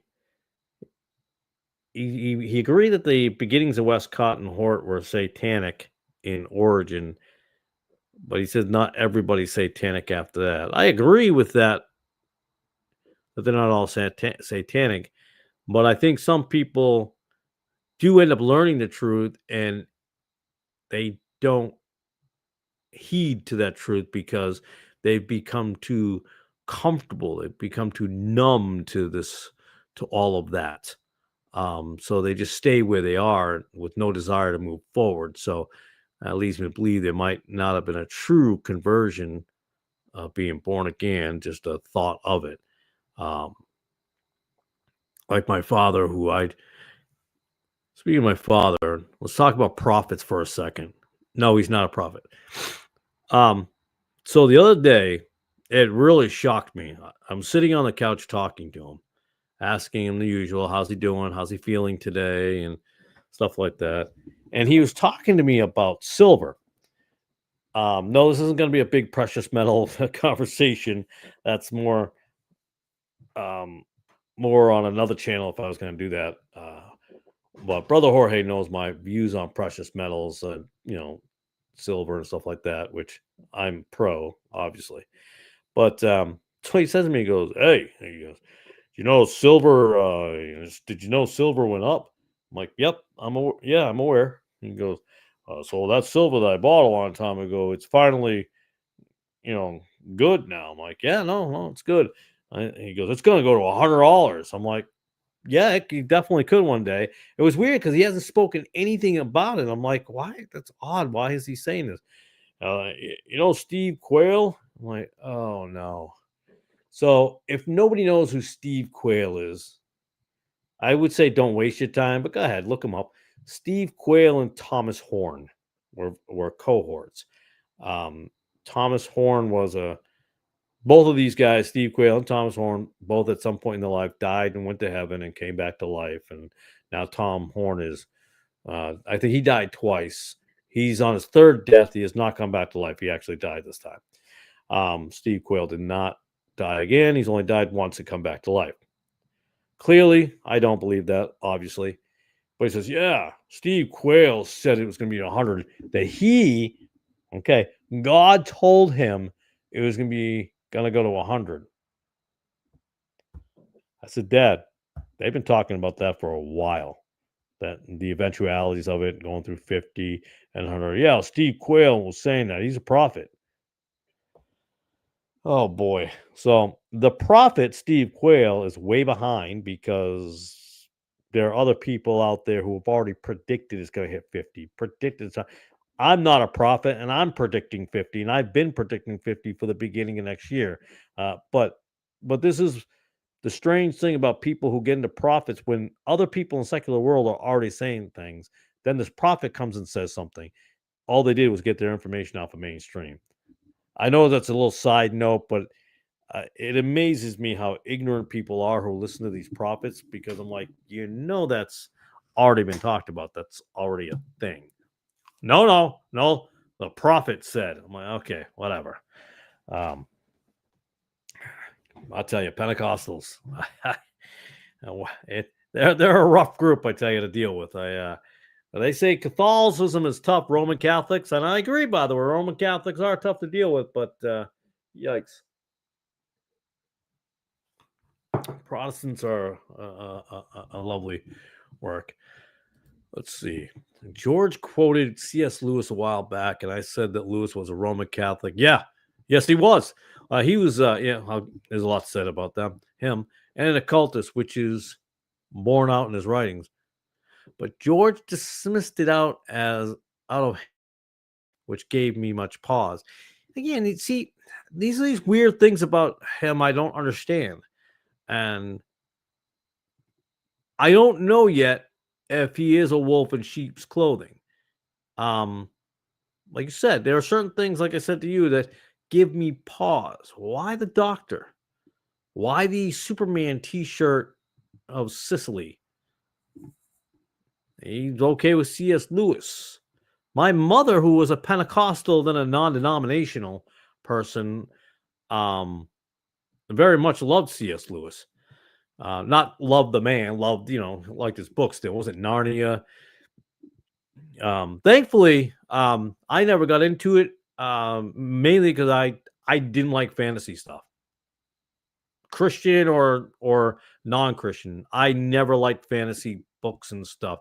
And I get people did, and I got friends of mine when I was in school, when I was a kid, that liked fantasy stuff. Some were into Dungeons and Dragons, and then there was what was big too, Axis and Allies and things of that nature. Axis and Allies is not fantasy. Well, I guess it's role playing, but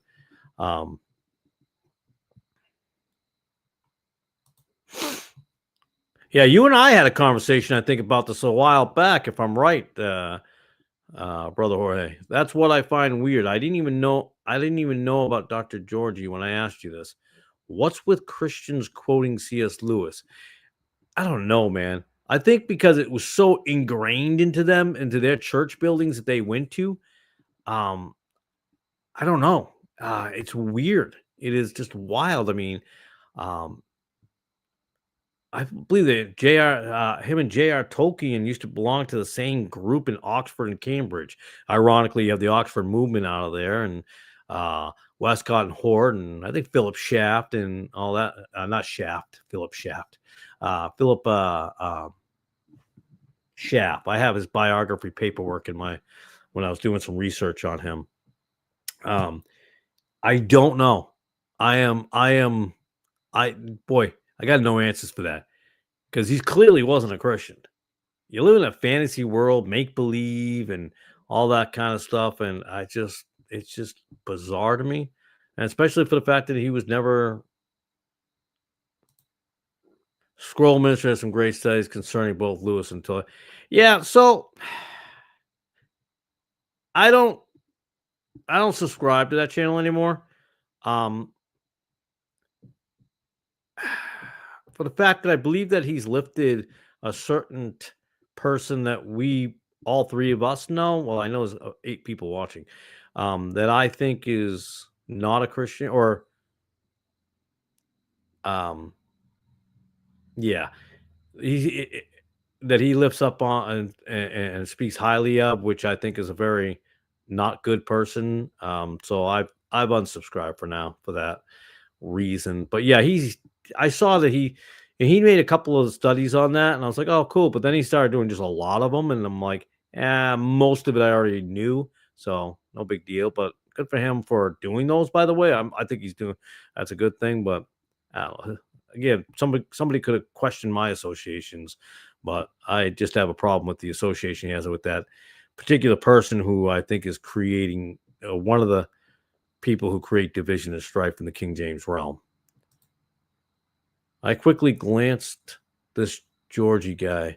I don't know him. My interest in him is low, but I instantly got the proselyte feeling for him. That's you know what? That's a good one. I don't know why that word never popped into my head, but yeah, like I said, and I will say, I guess I hate saying this, but I think I have an agenda by getting on that live stream and talking with him. I want to pinpoint some areas, not to be mean, not to be someone call them out and already gotcha questions, but there are things I think that nobody's asking, and they're just in and they agree with a lot of what he says. And I'm not saying there's not a lot that I don't agree with. I agree with some stuff, but there are some things I think he needs to answer that are very simple questions, but somehow I think he may find them complicated to understand or make excuses for them. I think the word doctor is one of them. I think that's again an issue to me. Um, there's a few things I think that he's not being called out on certain things. And hey, anybody can call me out on anything. I've never professed to know more than anybody. That I'm some expert on these things. Like I said before, I I was watching one guy goes, "Oh, I barely got through high school. I don't know how I became a preacher." And then they call themselves a teacher, and he goes, "It's amazing," and I'm not smart and da da da. I'm like, "Oh my goodness, stop playing the act." I'm like, dude, I didn't graduate high school at all. I gropped. I gropped. See, I didn't graduate high school at all. I used the word gropped. I gropped. I dropped out of high school in 11th grade. I was a disciplinary problem. Believe it or not. Hard to believe, right? Um, don't answer that. I'm just kidding. I hated school. Hated it. Just hated it. I want nothing to do with it. My mother says to me one day, school's not for everybody. And I'm like, yes, you're right. I'm out. So I got out. About a year and a half later, after I got out of school, I realized, something to be said about trying to get a diploma or something. So I then went and got my GED. Scored 100 on it, by the way. I didn't know they tell you that. It was weird when I was talking to the person who was giving tests. He goes, "Hey, you scored 100." I'm like, "Oh, okay. Is that good for a GED? It's just a GED." At the time, I thought to myself, "No big deal. It's a GED. Who cares?" But apparently, that's like an equivalent. So whatever. And then I enrolled into community college, Worcester State College, I should say. I think it's called Worcester State University. Because I was going to go to Mount Wachusett Community College, but I decided to try Worcester State College, and which I was able to do and get into there. And briefly was taking some academics here because I wanted to be a history teacher. I know, right? The guy who didn't want to be in school, hated school, wants to become a history teacher. Bizarre. But Then I found myself making more money doing other things in life, and I'm like, what do I want to be a teacher for? I'm making more money without having to go get a degree. So I was happy with that. But this false humbleness of guys like, oh, well, I was, I didn't, get a very good education, and look at how good I'm doing. Well, that's kind of a false humility, I would say. Um, and some people say it proudly. I'm not proud that I dropped out of school. I should have stayed in. Yes, I know it's a manufacturing warehouse setting, prepping you for working in the factories. I get that. Thankfully, my children are not in that factory. They are homeschooled, so that's a beauty. But again, false humility. And then you got guys like Dr. Georgie. Is it Georgie? I thought it was George. You keep saying Georgie. Now I'm wondering if I get that wrong. Um, now there's a maybe unwittingly, unknowingly, uh, being bragocious about putting the doctor in front of your name. What is the point? The only point to me would be to say, "Hey, I'm pretty smart." Okay, your Greek wisdom, your Egyptian wisdom, your Babylonian wisdom means nothing to me, but except for the wisdom of God is the only thing that matters. Um, so I again, I've got my issues with that, and but then there are guys like, and he'll probably talk about me if he ever sees this because he's just one of those type of guys. Um, the what's that, Rick Honeycutt or whatever his name is? Not Rick Honeycutt. Rick Honeycutt was a pitcher, I think, for the New York Mets and the Oakland A's back in the 80s. Why that name popped, I don't know. But anyways, um, he's one of the hard nosed type of people who um, unflinching, but for the wrong reasons, just to be different. And I don't get that at all either. I don't. That's what I'm talking about. I just don't understand. Everybody wants to take the no. There's no unity, even though they want unity. But there should be unity among King James Bible believing Christians, not unity as an ecumenical unity that exists. And that's what shouldn't be there, which is what I say. I like the way Dr. Georgie sounds. It's Wade with authority. All right. And again, he says good things. He's spoken truth. And I'm not going to deny that whatsoever. Not at all. You know, there's a lot of guys in the King James that see, who would be the popular ones there? Dr. Giorgio is not Giorgio. That's his name. That's his real name. Giorgio Antonios. I don't think he's big, but he's got he's got less subscribers than I do. But mine came from Christmas time. I guarantee that nobody watched my channel from then because I attacked Christmas left and right, like I was in a boxing match, bringing uppercuts and overhands and so forth, jab and duck and weave, and but Robert Breaker would be a name. Gene Kim would be the name when you're talking. Even Steven Anderson was for a while, but now he has that whole scandal, whatever. I said Gene Kim, right? Robert Breaker, Gene Kim.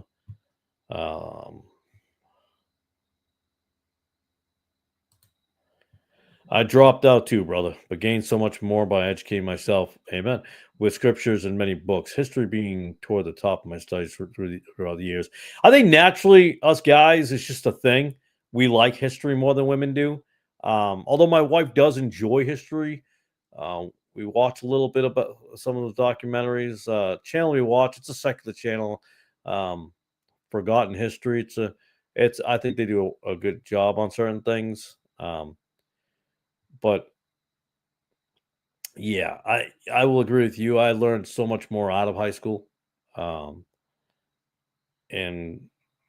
yeah, the knowledge is absolutely insane. I don't know what I was saying, but and then the what's his name there? Brian his last name is so hard to say sometimes. Brian Denlinger. That's a very It's not his fault that his name is hard to say. You know, if you're born with a name, you're born with a name. What are you gonna do? But he would be in there. Roy Bell, that was another guy that he's got connections with Ruckman. And then see that's some true. So those connections there with Ruckman. Gene Kim has connections. I think Robert Breaker was went to his school at one point in time. Roy Bell was in prison, but was in a prison ministry with Peter Ruckman, I think. Peter Ruckman's reach is very vast.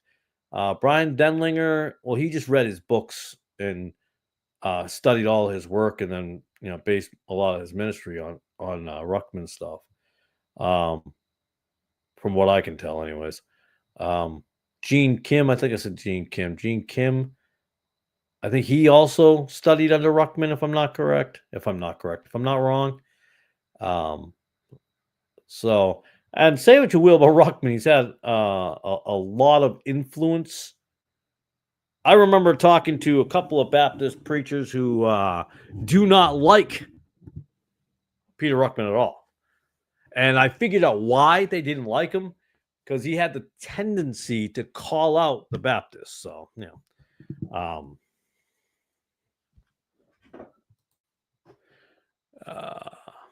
I saw a video of Denlinger on Georgie's channel. I've already been down that rabbit hole long enough. Yeah, there's been enough people that have kind of, I don't know if I want to say exposed, because someone can go in my videos too and probably find stuff that seem off. I don't know. Like my whole seatbelt video. What a stupid video that was. I was mad because I got pulled over. I got pulled over for not having a seatbelt on, and I went on a tangent about the constitutional law. But anyways, he has flip-flopped, from my understanding, on many things, and there's some very weird things that he said that just don't jive. But a lot of his work, it would seem, and what I've seen, has been based off of Ruckman. And guys like, it seems like he's one of those people who, someone also, I think it might have been you, was talking to me about how he talked about Sam Gipp. So I think he basically took Ruckman, Gipp, Ripplinger, and kind of just mashed their stuff together and kind of made it his own, from what I can tell. And he did a great job on Roman Catholicism. I am going to give him that one. Hey, he did a good job on Westcott Hort as well. So I will give credit where credit is due without a shadow of a doubt. But other than that, and that Flint Truth guy, he's done some decent clips that point out the obvious. Yeah, there are just things about him that, and he's a pro Christmas guy, which is odd because I'm pretty sure he was anti Christmas at one point. But then he had a kid, and then he's pro Christmas. I get it. As a parent, I'm not calling him a bad person for that. As a parent, you do that sometimes. I wonder if the Catholicism stuff he just ripped off from Eric J. Phelps. Eric J. Phelps.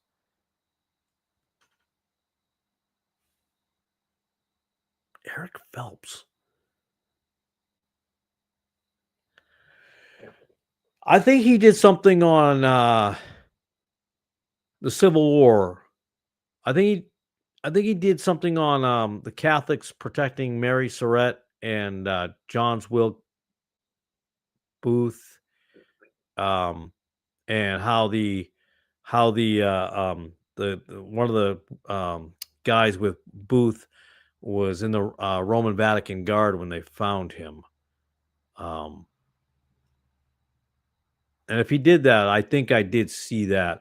I don't know any more than that. That's the only thing I can remember about Eric Phelps. Oh, wait a minute. Eric Phelps, didn't that Flint Truth guy say how bad Eric Phelps was, and Brian Denlinger was best friends with them, but then they turned on each other or something like that? I was watching that. I was like, oh my goodness. Go for it. Brother Calvin, the former Jesuit. Wait, Eric Phelps was a former Jesuit? I didn't know that. That's interesting. I don't know anything about him though. Speaking of people that I need to look up, Brother Calvin, my apologies on David Cloud. I still have not listened to him yet. I keep forgetting to. I don't know why I'm going to write it down because I wrote it down last time and I still didn't listen. I'm gonna get to that. I promise. It's tough sometimes. Hold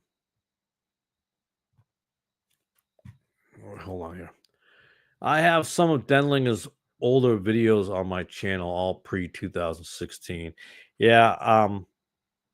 I don't know if I saw them or not. I may have. I don't think I did. I liked Dave Hunt's point of view on stuff. I think you have Dave Hunt on there, which I do. I like his stuff. I think I found Scroll Ministries off of your channel, but I'm good with the whole C.S. Lewis thing, and Jared Tolkien already, he's just left and right on that, and that's fine. For people who don't know, that's great that he exposes that, and that's cool. I'm good with it. I'm all set with that. But again, like I said before, I'm pretty sure that from what outside of Catholicism stuff that he did a good job on, I think he really just might have built his ministry on another man's ministry. That's what I think. I could be wrong. And again, I'm not hating on the guy or anything like that. I'm not saying he's the devil or anything like that. I'm not saying he's an angel of light and all that nonsense. Well, the scripture is not nonsense. It's true, but I'm not accusing him of that. There's just a lot of things that I've heard about that he's flip-flopped on and stuff like that. And sometimes I don't go on things that I hear. I see something and I will give Flint Truth credit. At least he brings up a video or a video clip and shows it. So basically, it's today's modern version of citing their evidence or citing their sources, straight from the horse's mouth type of thing. So I get that, and I'm okay with that. But I was never a big believer in this guy, and I never followed him, and I'm thankfully I didn't. So I was into it for a brief amount of time. Never heard of the guy. I think it was Steven Anderson. I came across that guy, Steven Anderson. And I think that's when I came across Brian Denlinger. I never heard of Denlinger outside of Steven Anderson because Steven Anderson was talking about some guy named Husky something or other who was an idiot and just, spouting off the mouth and stuff like that kind of thing. So I'm like, all right, whatever. Didn't care. I think I had watched like one video and I was like, oh, let me check out this Husky something or other. And I couldn't find it. And then there was another video of Steven Anderson calling my, not born again barbarian. What was his name back then? King James Online. No, King James Video Bible Ministries Online, right? I think that's what it was called. King James Video Bibles or King James Bible Video Ministry. It's a long title. Well, mine's kind of long too, I guess. But and I was like, okay, this guy's a little weird. So then I didn't watch him again. But then I saw something on Catholicism, and that's been a great interest of mine and study a long time. As a lot of you know, I have a lot of things, original material up there that I read that I've gone through. I have the Vatican Council too, the Council of Trent, original Vatican, all that stuff, fundamentals of Vatican. But and so he did a good job on that. But then I started listening to some of his stuff, his actual trying to preach, and I was like, something wasn't sitting right. It wasn't conviction, that's for sure, but something seemed off. And I was like, I don't think he's legit. And I just didn't really watch him much anymore. When Denlinger changed his salvation testimony, red flags popped everywhere. Oh, wow. I don't even know what I honestly don't even know what his testimony is, to be honest with you. I don't know what his salvation testimony is. I know his brother supposedly is some heavy metal Christian artist or something like that. I don't know. I know he obviously had a very strong disdain for his family. You could tell by the way he speaks, the tone and mannerisms. He has a disdain, obviously, for his family members, which is fine. When did he change his salvation testimony? Yeah, I don't know. Brother Jorge, I think you, Brother Calvin, Brother Jorge, you guys have watched more of him than I ever have. I have not as much exposure to his stuff because for me it didn't take too long to see through what was going on there. So yeah, I moved on from that. So that was after I was really excuse me. Sorry. He's another one of those guys who get angry when you attack somebody. Don't everybody? Everybody attacks God's preachers and does. It's almost like the "don't touch the anointed" type of thing. I'm like, it's kind of weird to me. It's like that's not even biblical at all. I remember he said he prayed a prayer as a kid. Well, that doesn't count. It's nice when kids, if you can get kids to pray, by the way, that's pretty awesome. So that's a good thing. But grew up as a false Christian. Yeah, I don't know if he grew up a false Christian. I guess he did. Then when he was a young adult, he said that's when he was born again, something like that. Yeah, I don't know. Well, when did he become born again? When did he and stuff like that? I mean, I don't know. What I will say about testimonies, and here's my issue. I'm in my 50s now. Been there for a little bit. There's a lot of fake testimonies out there. And don't mean much of anything.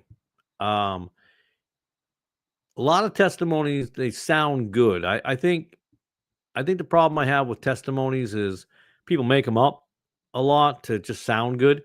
Because some people don't have these incredible revelation testimonies. They just one day realize, God is the most important thing. They give their life to the Lord, and someone has witnessed to them, and yeah, that's a decision that they're going to go that way.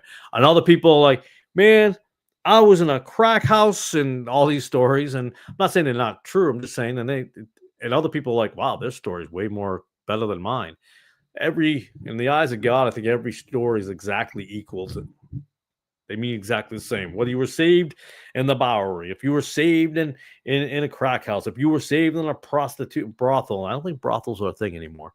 If you were saved in jail, in prison, on death row, all these things, those are no more important than someone who just one day decided, yeah, I've been living my life in sin, man. I got to change my life.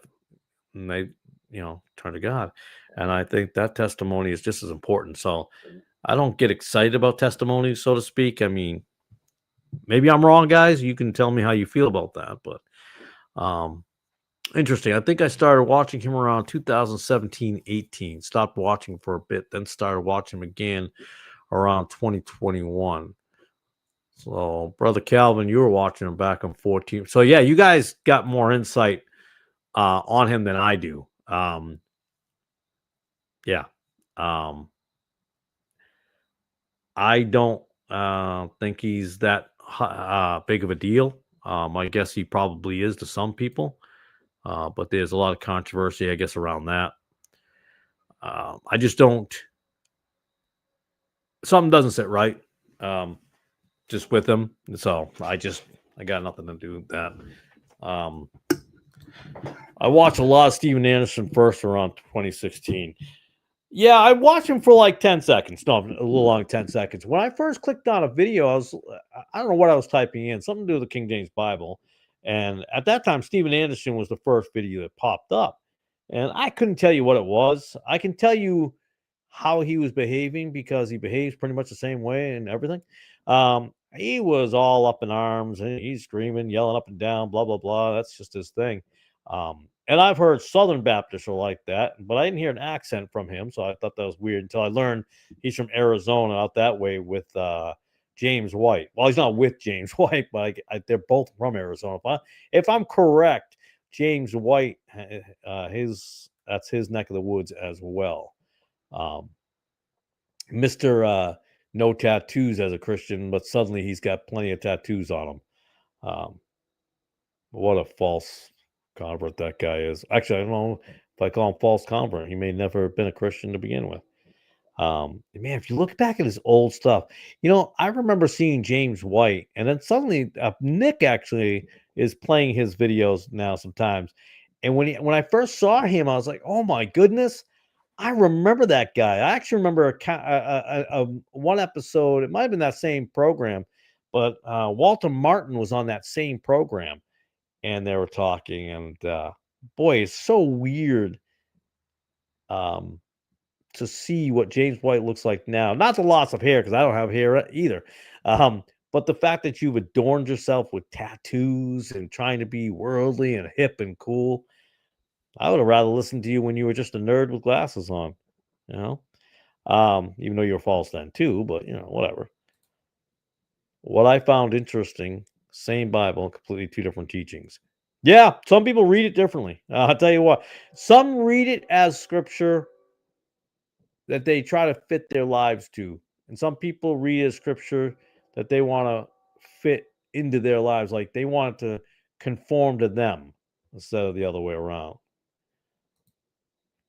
Yeah, me too. About a minute was all I need to hear from Anderson. No, he was not of God. Yeah, he's kind of like a train wreck though. You want to tune back in. I know it sounds weird, but because I remember I was like, oh, that's weird. So I watched another video. I'm like, man, this guy just yells all the time. And I'm like, boy, I heard that Southern Baptists were like that and fire and brimstone, but this wasn't, I didn't get fire and brimstone from this guy at all. And so I'm like, I thought he was fake, and I thought maybe I was wrong. Maybe I had misjudged him. I thought there was some wickedness in this man. And I was like, you know what? Maybe I'm judging too harshly. Maybe I'm just jumping the gun. I've only watched a handful of this guy's videos. But as we know now, uh, with everything he's done, I guess my judgment on that was correct. Because I don't usually like to jump too fast to judging. I like to listen, watch for a bit, analyze before I make huge judgment calls on things. But sometimes something, That's just the way it is. But yeah, and then that's when I heard him talk about that other guy, Brian Denlinger. Then that's when I'm like, all right, let me see what this Brian Denlinger that he doesn't seem to like so much. And then I saw a video of Brian Denlinger. Then he has a video of how much he hates Steven Anderson. And I was like, you know what? I am confused. I'm like, is this how brothers in Christ and King James Bible believing Christians are supposed to act like? If this is our examples, we've got a huge problem, huge issue here. The nastiness that the two of them were spewing towards each other was insane. Um, and I'm like, man, it doesn't seem Christian like at all. But again, they had a feud and whatever, and it's unfortunate you see that, and that's what we need not to see, and we shouldn't even have. I just really don't believe true born again Bible believing Christians should be having feuds like that. And I'm not big on the whole exposing thing. I know it should be done, but I think people spend all their time on that, and I'm like, oh, don't call yourself the ministry if all you're going to do is exposing people. I just don't think that's an actual ministry. I think that can be something someone does. The brother might do, but I think ministry is about preaching the word of God, talking about the word of God, fellowshipping with others, um, sound doctrine. It's not about hate and attack. I mean, you can attack things without hate, just using the truth in the Bible. You don't have to go crazy over things. That's my opinion. That's how I feel. But there's a lot of underlings that came out from the Steven Anderson community. They've spread out everywhere. So I saw a guy that apparently came from the Steven Anderson cult, I guess. Oh, now I forget his name. Oh my goodness. In fact, he was debating with one of Brian Denlinger's proteges, one of his disciples. Um,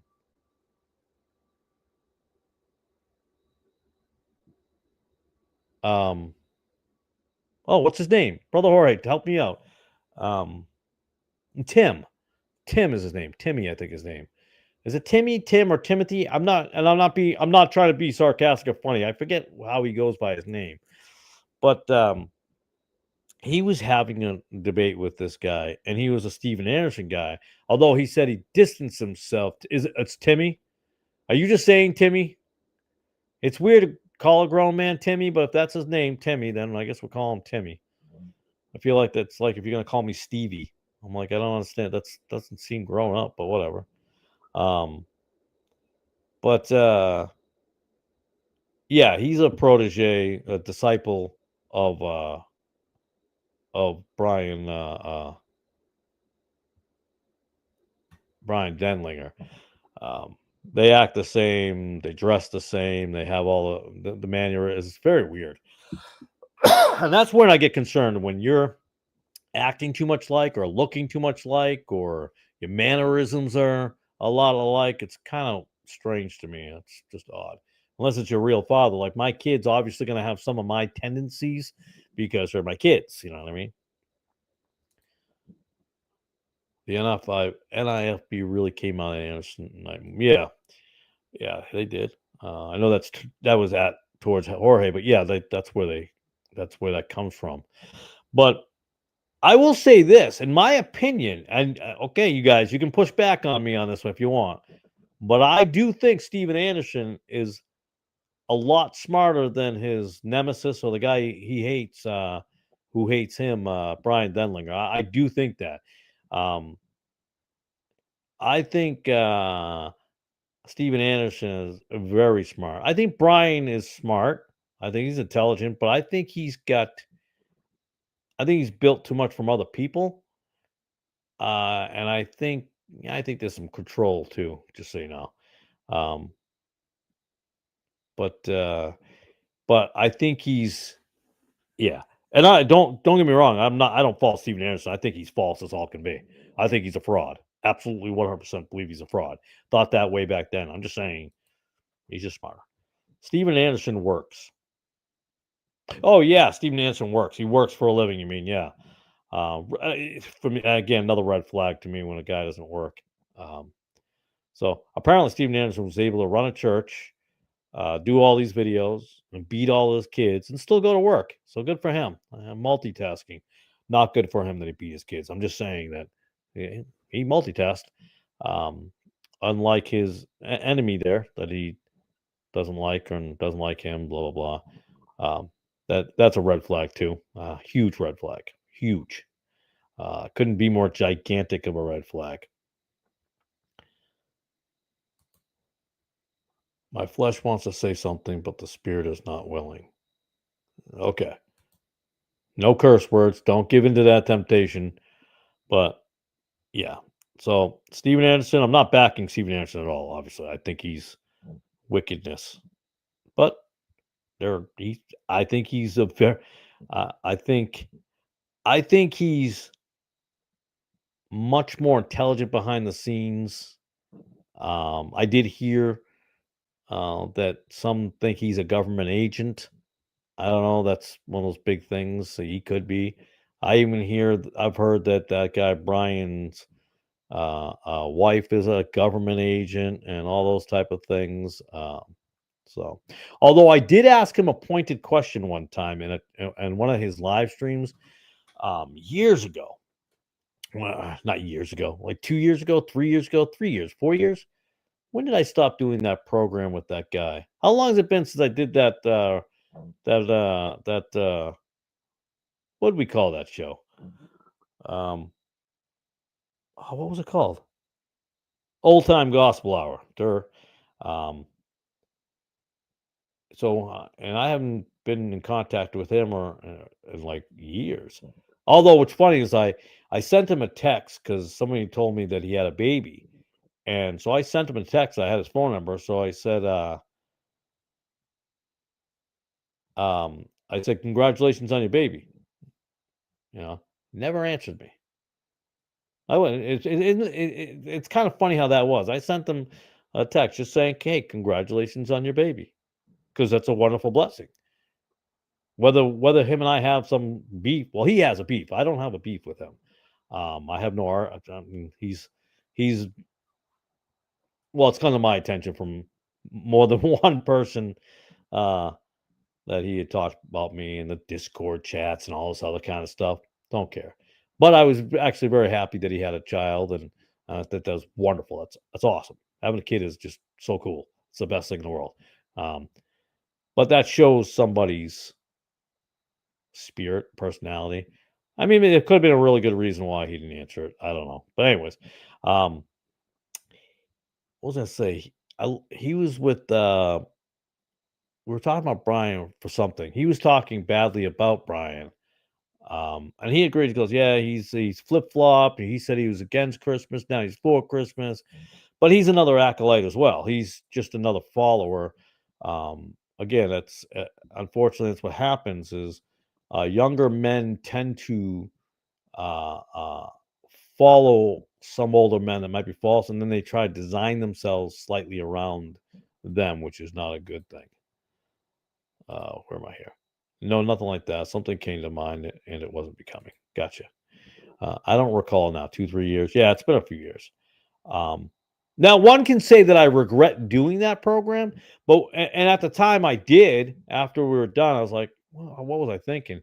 But in hindsight, I'm glad I did actually because it exposed me to the dark side of things over there that are going on in that realm. So for me, I hate to say it's weird to say I'm glad to be exposed to darkness, but the darkness over there, I was okay with it. And when I look back, but some good things came out of it. Believe it or not, so we've met people that have left that group and people who we've had kept contact with, and so I'm blessed by that. So even good things can come out of a bad situation. So, but yeah, that was a program I never wanted to do. I got talked into that one, but well, that's all right. I still remember it to this day. But he was another acolyte. You know, he's another wannabe, basically, of that gentleman, which is sad. And leaving them for a second, going to other ministries, it's the same thing. A lot of things happen that way. People want to be Joel Osteen. People want to be just like Steven Anderson. People want to be like Brian Dillon. People want to be like Roy Bell. People want to be like Gene Ken. Man, be you.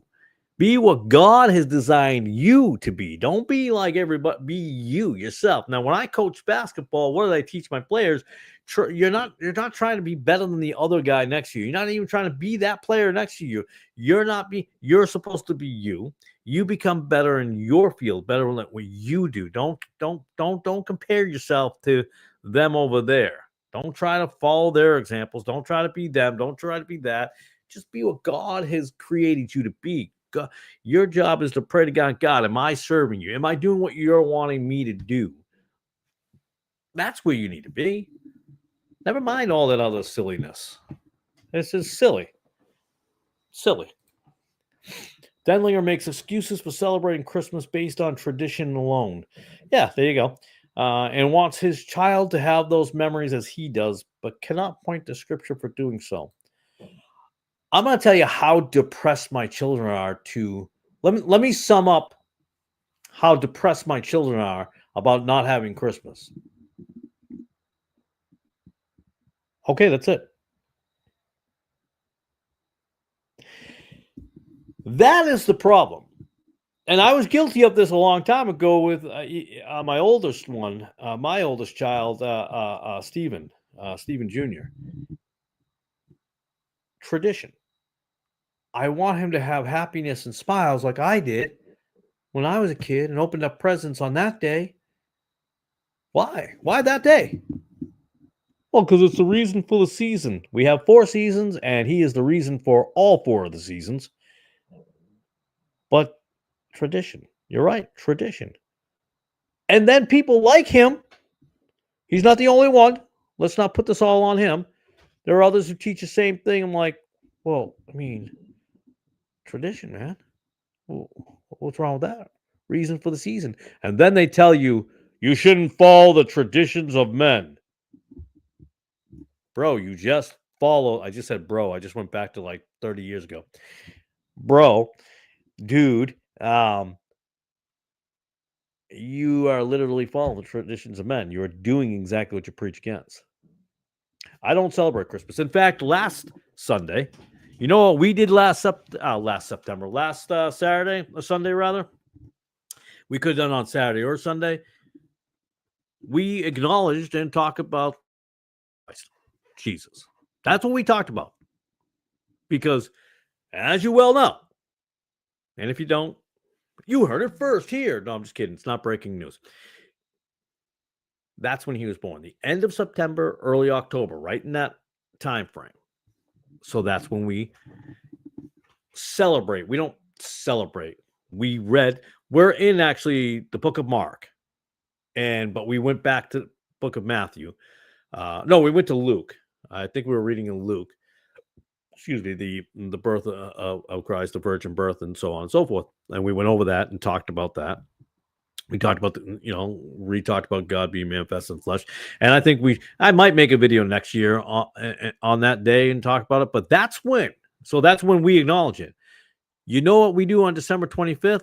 Well, we spend the day doing whatever because we have the day off because the government has decided that's the birth of Christ. So the government, i.e. the Catholic Church, Constantine, has decided that we have that day off. So, yeah. Although my last job, I told a guy there, I said, "Hey, listen, I'll take your Christmas. I said, you still do the traditional thing and you celebrate with your grandkids and stuff like that. So I'll take your day and you can have it off." He was a little thrown off by it, but he said, "Are you sure?" I'm like, "Yeah, go for it, buddy." So, and then he switched another day to make up for it. I'm like, "I don't know why you switched. I didn't need you to switch another day. I'm taking it because I don't celebrate it. That's a secular holiday. I don't get involved with that." So, and so this year, Christmas, we will do the exact same thing. Not have Christmas because it's not a thing. Although what we do have here is what we call Family Day. So in the week after July 4th, usually the Saturday after July 4th, we have Family Day and we spend time together. My children were just as saddened, by the way. My youngest son, who professes Christ, joined the army and will shipping off the basics soon. Please pray for him. Will do. Will do. And yeah, my kids don't miss. So, anyways, on Family Day, you know what they do? What we do? We have a couple of gifts. We have fun. We have a couple of gifts, not a bunch of gifts or anything like that. Because yes, I do enjoy my child opening up a present, and the excitement a kid has when they open something cool. And so we do that. So on Family Day, they get something. But they also earn a lot of things. So they do work around this house. They, my 13-year-old, my 10-year-old, they mow the back lawn now. They weed whack. Well, down here in the South, it's called weed eating. It is not called weed whacking. Us New Englanders call it weed whacking. Down here, it's called weed eating. And so, yeah, and we just get them random things once in a while, and for behavior. They do well, they get rewarded. That's how but I guess I'm a little on the other side too. When they're not doing what they're supposed to do, then punishment may be harsh, not beatings. I don't hit my kids. I had it on occasion when you're younger to spank, but I haven't had to spank in a long time. Now we're at more of an age of like groundments now, if you get to it. But they're knuckleheads like every other 13-year-old, 10-year-old. That they can be knuckleheads sometimes, but I'm blessed to have them anyways. They're really well behaved other than that. But traditions, man, it's a tradition of men. That's why it always annoys me when man, it's a great time to get people into church. That's a great time? No, not. We've talked about this before. They show up for the little cute little concert and stuff like that, and they never come back. They never come back. So there was a church up north, a Baptist church up north. They got like nobody in that church. There's like 3 families, maybe 4. Nobody. So they had a Christmas program or Christmas show, whatever you want to call it, and quite a lot of people there to see their little nieces and nephews and stuff. There's a pretty good amount of people. None of those people came back. Not one. Now that happens at a lot of church. I'm just saying this particular one I remember pretty well because I was just stunned. Not one. Not one of them came back. Because like anything, they just came and what had just there's an argument at home going, we have to go, right? Yeah, I know. I'm like, I don't want to go. I know, but she's our niece, he's our nephew, that's your grandson, that's your granddaughter. You gotta go. Oh, fine. That's what happens. That's exactly how this goes down. Because it's the same thing as when the birthday parties come up, right? Birthday parties in places you don't want to go. Oh, you gotta be kidding. We do really have to go to that. Yes, we have to stop by, just pop in, make an appearance, and then we can get out of there as fast as possible. That's people at Christmas time. Now, am I saying no one has ever come to Christ at a Christmas concert or anything like that? I'm not saying that.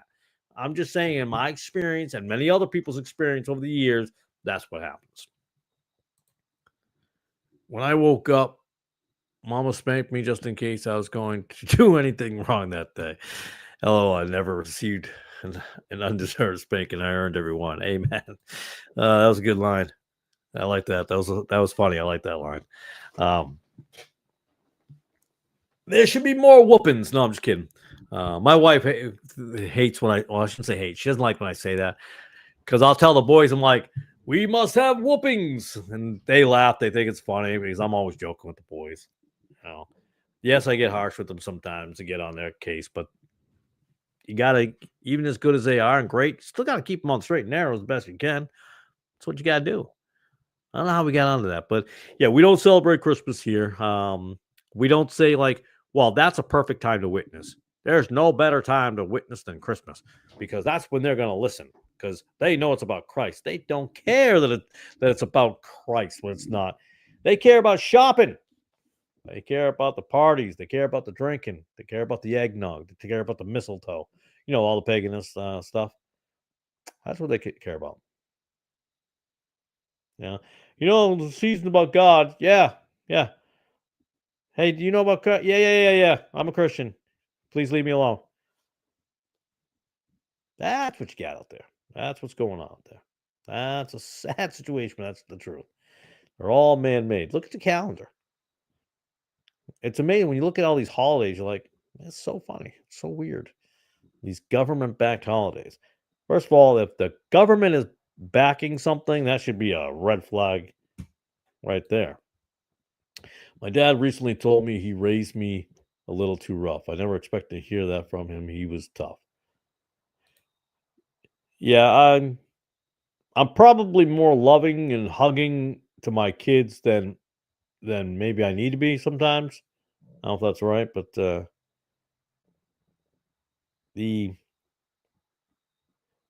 there was no love. My father is very disconnected. If you have to spank a child past the age, yeah, I would have to agree.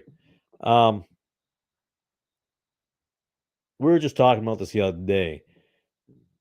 He refers to his grandson, Stephen Jr., as my son. When he says, how's your son? Does your son enjoy that truck? Is your son doing this or that? Your son. Never my grandson. How's my grandson doing? Which would be fine. But he doesn't even use his name. He doesn't say, hey, how's Stephen Jr. doing? How is your son? Just like when he talks about my grandmother, my meme and my pepe, which that's French for grandmother and grandmother. He refers to them as my mother, my father. Right. Yeah, that would right. My grandmother. Very, very disconnected. I know my mother told me that he didn't hold me very much when I was a baby. Not that made me a bad person. He's always been a very disconnected person. There's no weird. I remember when my son was born. I don't know why we're getting all this now, but I remember when, and this has to do with the fake, I think, Christian and the false conversion and the Pentecostal charismatic wackiness he's got going on. But when my son was born, I had him hold him, and he held him basically like out. He just was like I'm holding this child here. I hold him. I'm like, dude, that's not how you hold a baby. And then he gave him back to me. So I'm like, okay, just kind of weird. So I did get a picture, or at least one picture of all three of us in the same picture when he was a baby. So got three pictures. When he was getting older, I had to force my father to even hug his grandson when he was little. My son, he never hugged him. He's very awkward, not weird, just very strange. A lot of whoopings in my youth. Wow. My dad would tell me to get the belt for him to whoop me. I would get the most flimsy, delicate belt I could find. He would say, "No, not that one. Go get the leather belt." Yeah, you hear that a lot in South. And they got to get the right stick. They got to get the right branch or right hickory. If they don't have the right switch, it ain't thick enough. You got to go get another one. Um, I never got that kind of whooping or spanking or anything like that. My father wasn't. He choked. I remember he choked me one time. I'll not forget that. He had I know I'm looking for something here. Just gotta make sure my phone doesn't die in case my wife has to text me something's going on in the house or anything. I had messed up a photo album or something on the binding. He grabbed me by the throat, threw me up against it. Again, this is a born again Christian guy, Pentecostal. Grabbed me by the throat, up against the wall. And what I remembered was not so much the choking part of it, it was his watch. You know those elastic band watches, the older ones? It was caught in the skin of my neck. And that's what I remember the most because it hurt. It wasn't even the choking that bothered me. It was that stupid little pinching of my skin. Boy, that was irritating. But again, see, this is my problem with false representation of Christians. He wouldn't have been a good representation of a real, true, born again, Bible believing Christian because they wouldn't do that. They don't choke their children. It's not a thing. Now, he claims to have gotten born again at the Highland Baptist Church in Fitchburg, Massachusetts, which we did not look up. Remember we were going to do this? I'm going to pull it up on my other screen if I can. Look it up. But he's, I think it's off of Lancaster Street. We talked about this and I still haven't done it. But he was claiming to be a saved Baptist church, which I thought was interesting because how do you go from a Baptist church to, well, a Pentecostal church, a charismatic church? Now, the reason I think he may or may not have had a false conversion or believes he's a Christian because my mother, supposedly, as he says it, was praying, okay, and said that she was not going to get with him until he became, if he was born again and Christian, he has to become Christian. So it is possible. Let me move my mic a little bit. It is possible that he had a false conversion just to get my mother, which was kind of a weird thing to think, but I think that's what happened. I'm pretty sure. Highland Baptist Church. Let's see. Apparently, there's a Highland Baptist Church in Knoxville, Tennessee. Let's see. Let me. Fitchburg, Mass. All right, let's see. Highland Baptist Church. Let's see. I'm pulling it up now. Looks like it's in an old house. It's on Cedar Street. And this is weird. Remember we were talking about this either last week or the week before on one of the live streams. Let me see if I look at here. I said Lancaster Street, right? Lunenburg Street. It's off of Lunenburg Street, off of Congress Place. Yeah, and it still exists today. It's got a 4.6 rating. It says it's open 24 hours. What's it, a Catholic church? Yeah, it's off of Lunenburg Street. That's why. It's not too far off the main street, so it's not that far. I could have sworn it was off of Lancaster Street. This whole time, I thought it was off of Lancaster Street. But it's not. It's off of Lunenburg Street. And well, there you have it. It's behind a place called Slattery's. Interesting about Slattery's. It's a pub and grill, basically. My brother used to run a 5K for them. Those little race marathon things. He used to run a 5K for them every year. Man, I haven't looked at Fitchburg in a long time. But it's weird because there were moments that my dad and I were okay, that we had a decent time growing up, but now not a ton of memories. Good memories, anyways. I had one of the best days. I had one of the best days in years with Dad 2 days ago. We listened to some good preaching and hymns. It was almost as if the Alzheimer's disappeared for a few hours. Praise the Lord. That's awesome, brother. That is awesome. That is fantastic. Amen. That's good stuff right there. That's good stuff.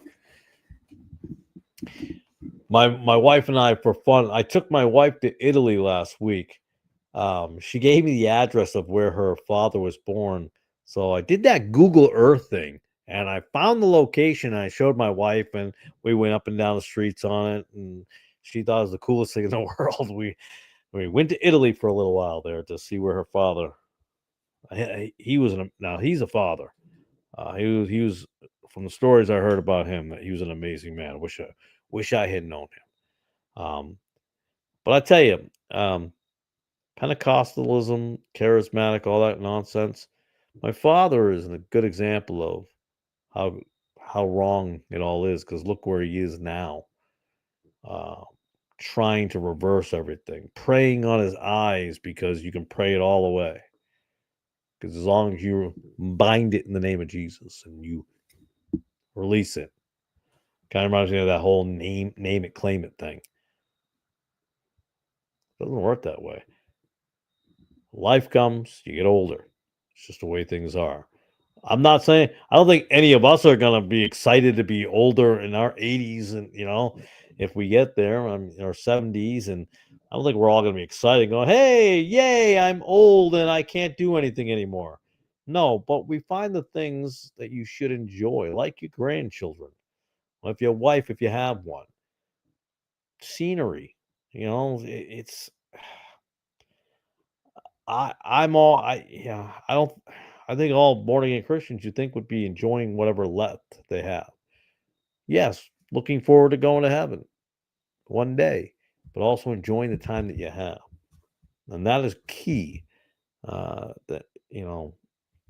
my father's legacy is not great, other than I guess I'm his legacy, but that's the important thing. And I think about that with some of these online teachers, preachers, fake teachers and preachers, online, offline, is what legacy do you leave? You leave a poor legacy, a terrible legacy, because then your child's going to turn, hopefully they won't, but they tend to be what their fathers are. Some of who I was growing up was as my father was. I had the anger issues growing up, of that nature, very combative, confrontational.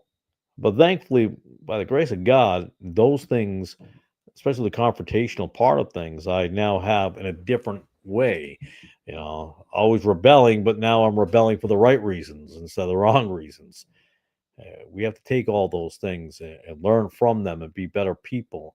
And when you become truly born again, you are a different person. You are not what you were. You're someone new. Yes, you may hold on to some of the same tendencies, a little of this, a little of that, but you're not completely that. I will say the one great thing about my father is, and I think it's probably just that generation, is his work ethic is absolutely amazing. I mean, and again, we may just chalk that up to the generation, but cut his legs off, but he still will go to work. I mean, I wish we had more of that today, not just in the younger generation, but my generation, our generation. I wish we had more of that work ethic that doesn't seem to exist anymore. And again, now you have fake Christians online that are out there doing the same thing, and in even the church buildings, that are not working, what kind of message that sends, and what kind of example is that? We live by example. We need to lead. I think it was in Matthew 23 or 26. It talks about leading as a leader, as a servant. It's not just a leader, the servant as well.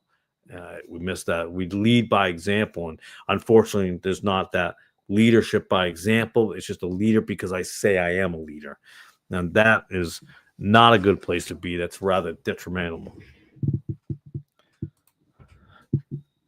Steve Quayle has a website that I'll just describe as unique.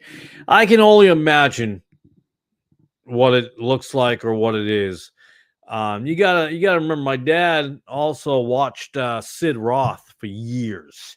All that kind of supernatural stuff. He watched Perry Stone. I mean, he considered these are men of God. Thomas Horn, Steve Quayle, Sid Roth, Perry Stone, Kenneth Hagin, Oral Roberts, Billy Graham. These are all giants, true men of God, righteousness. I'm like, Dad, are you kidding me? Are you kidding me? He thinks women should not be in leadership, but he thinks Paula White is great. I could have had a V8. I just smacked myself in the head. It's wild. So Steve Quayle, when I listen to my father talk about Steve Quayle over the years, he's time to time he's talked about him. And another one he had up on a pedestal is a guy named Jeremiah Johnson. From my understanding, he also was a false prophet. One false prophecy, done. That's it. You're out. Yeah. Steve Quayle sounds like he's probably I'm gonna end up typing him up.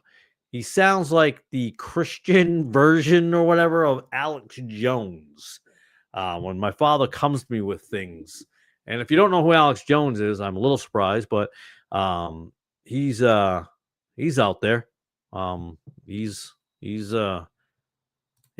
interesting as well. Steve Quayle is probably a very interesting interesting cat as well. You know what? Now I'm looking him up. Steve Quayle. Let's see if pull that up. Steve Quayle. Steve Quayle. Oh, come on. Literally the first thing I see. Steve Quayle, Giants, dead scientist, gold medals, radio. Oh boy.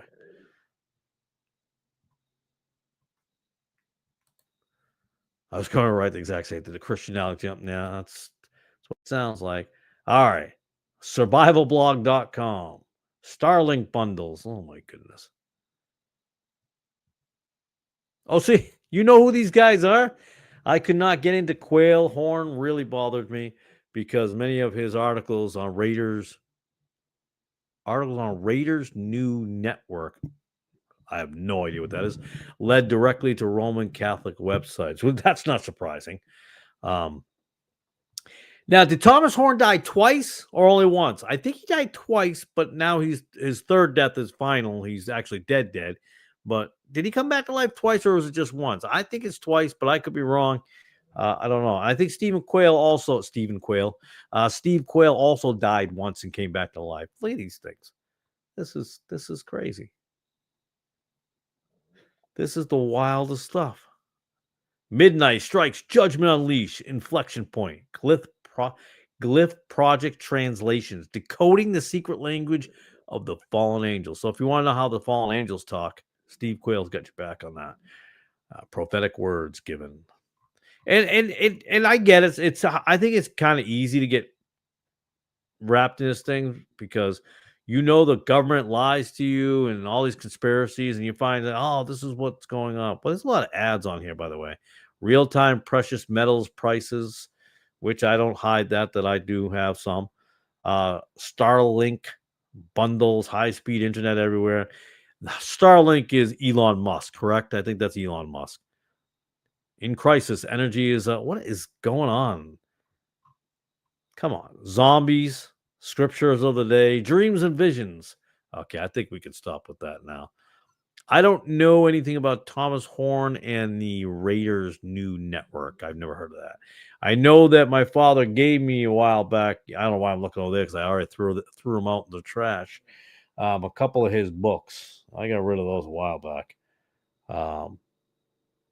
I kept them until I knew he wouldn't know they were gone anymore or even think about them. Then I tossed them.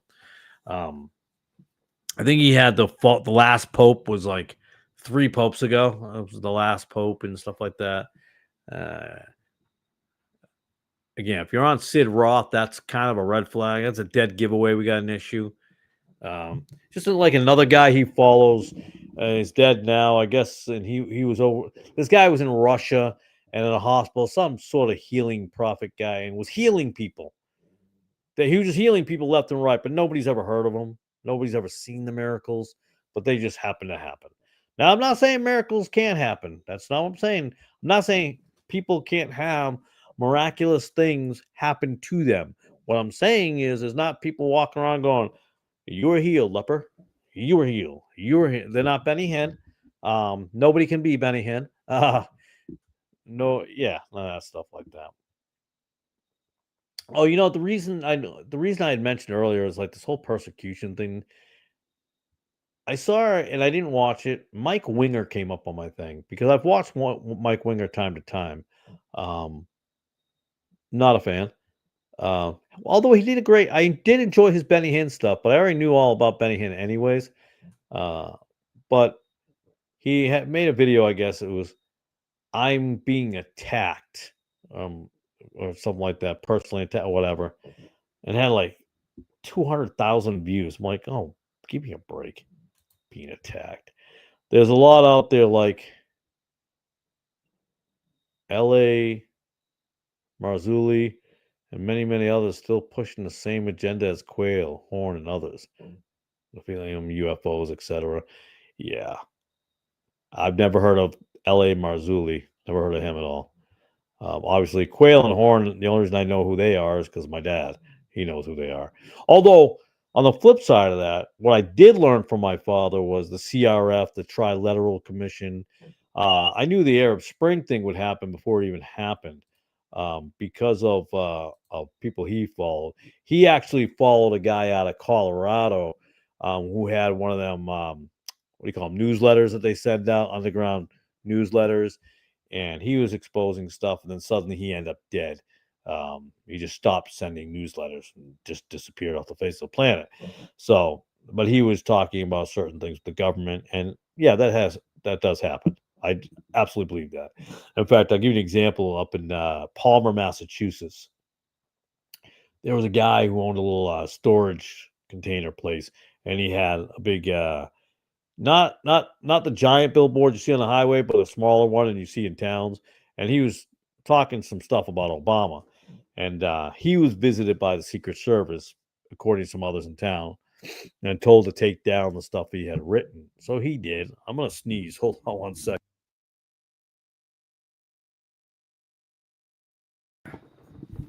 Sorry about that. I had to sneeze. Um, until he took it down. Then he put it back up again, and supposedly they think that's what happened because then he disappeared.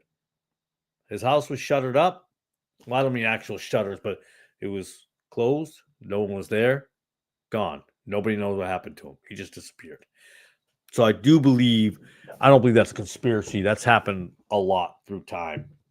People do disappear and are killed and taken out. So I do believe that guy's newsletter.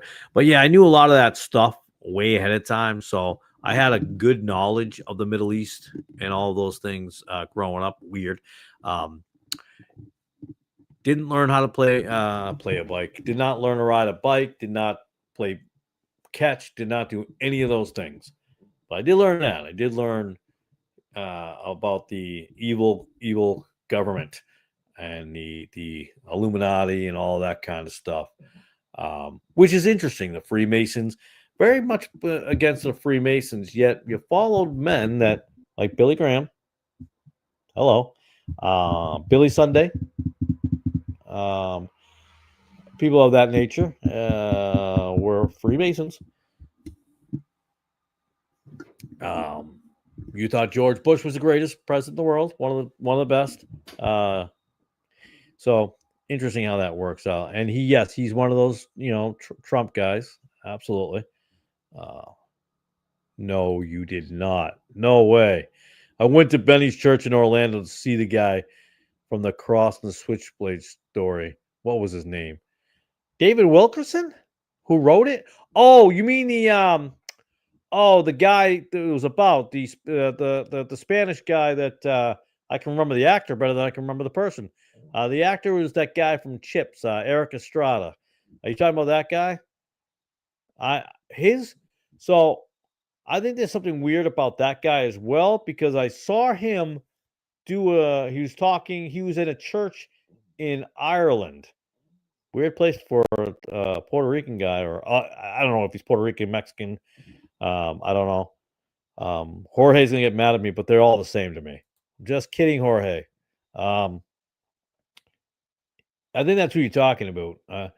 Unless you're talking about David Wilkerson himself, but the guy, if you're talking about the guy who got converted, he was in Ireland and made the weirdest, it's just weird.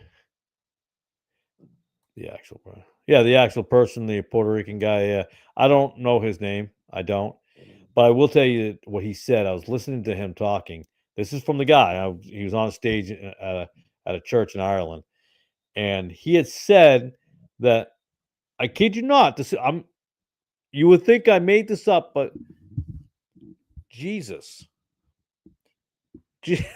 Sorry, hold on a second.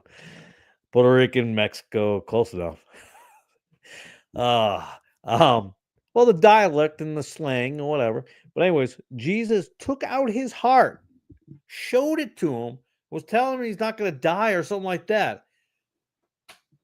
I think it was Jesus or the angel, something like that. Took out his heart, took his heart out. No, I never even heard of that. I never heard of that guy, I've seen the movie.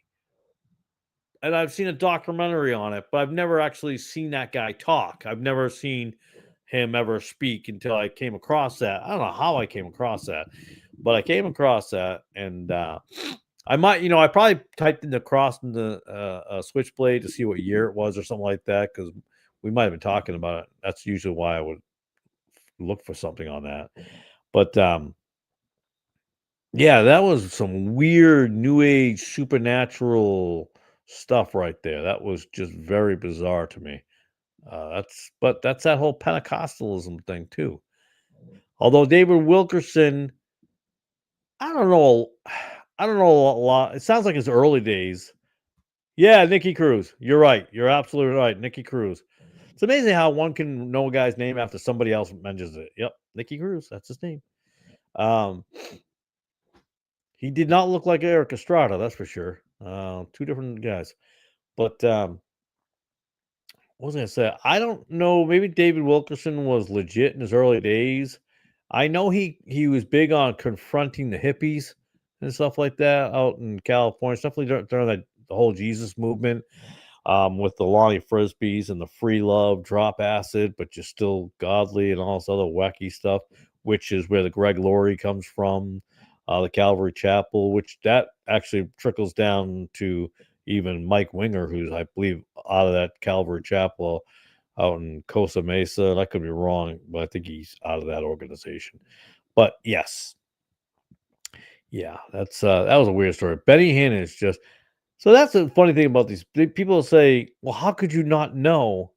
And I've said that before, but I learned as I got older, I don't think it's that people didn't know somebody was not legit. They just desperately wanted something. When you desperately want something so badly, you'll believe anything, and you'll almost fool yourself into believing those things as if it's going to come true. And nobody can accept their lot in life or their fate or it's very strange. But Benny Hinn, I mean, when I first saw him and that whole people just dropping, that's crazy to me.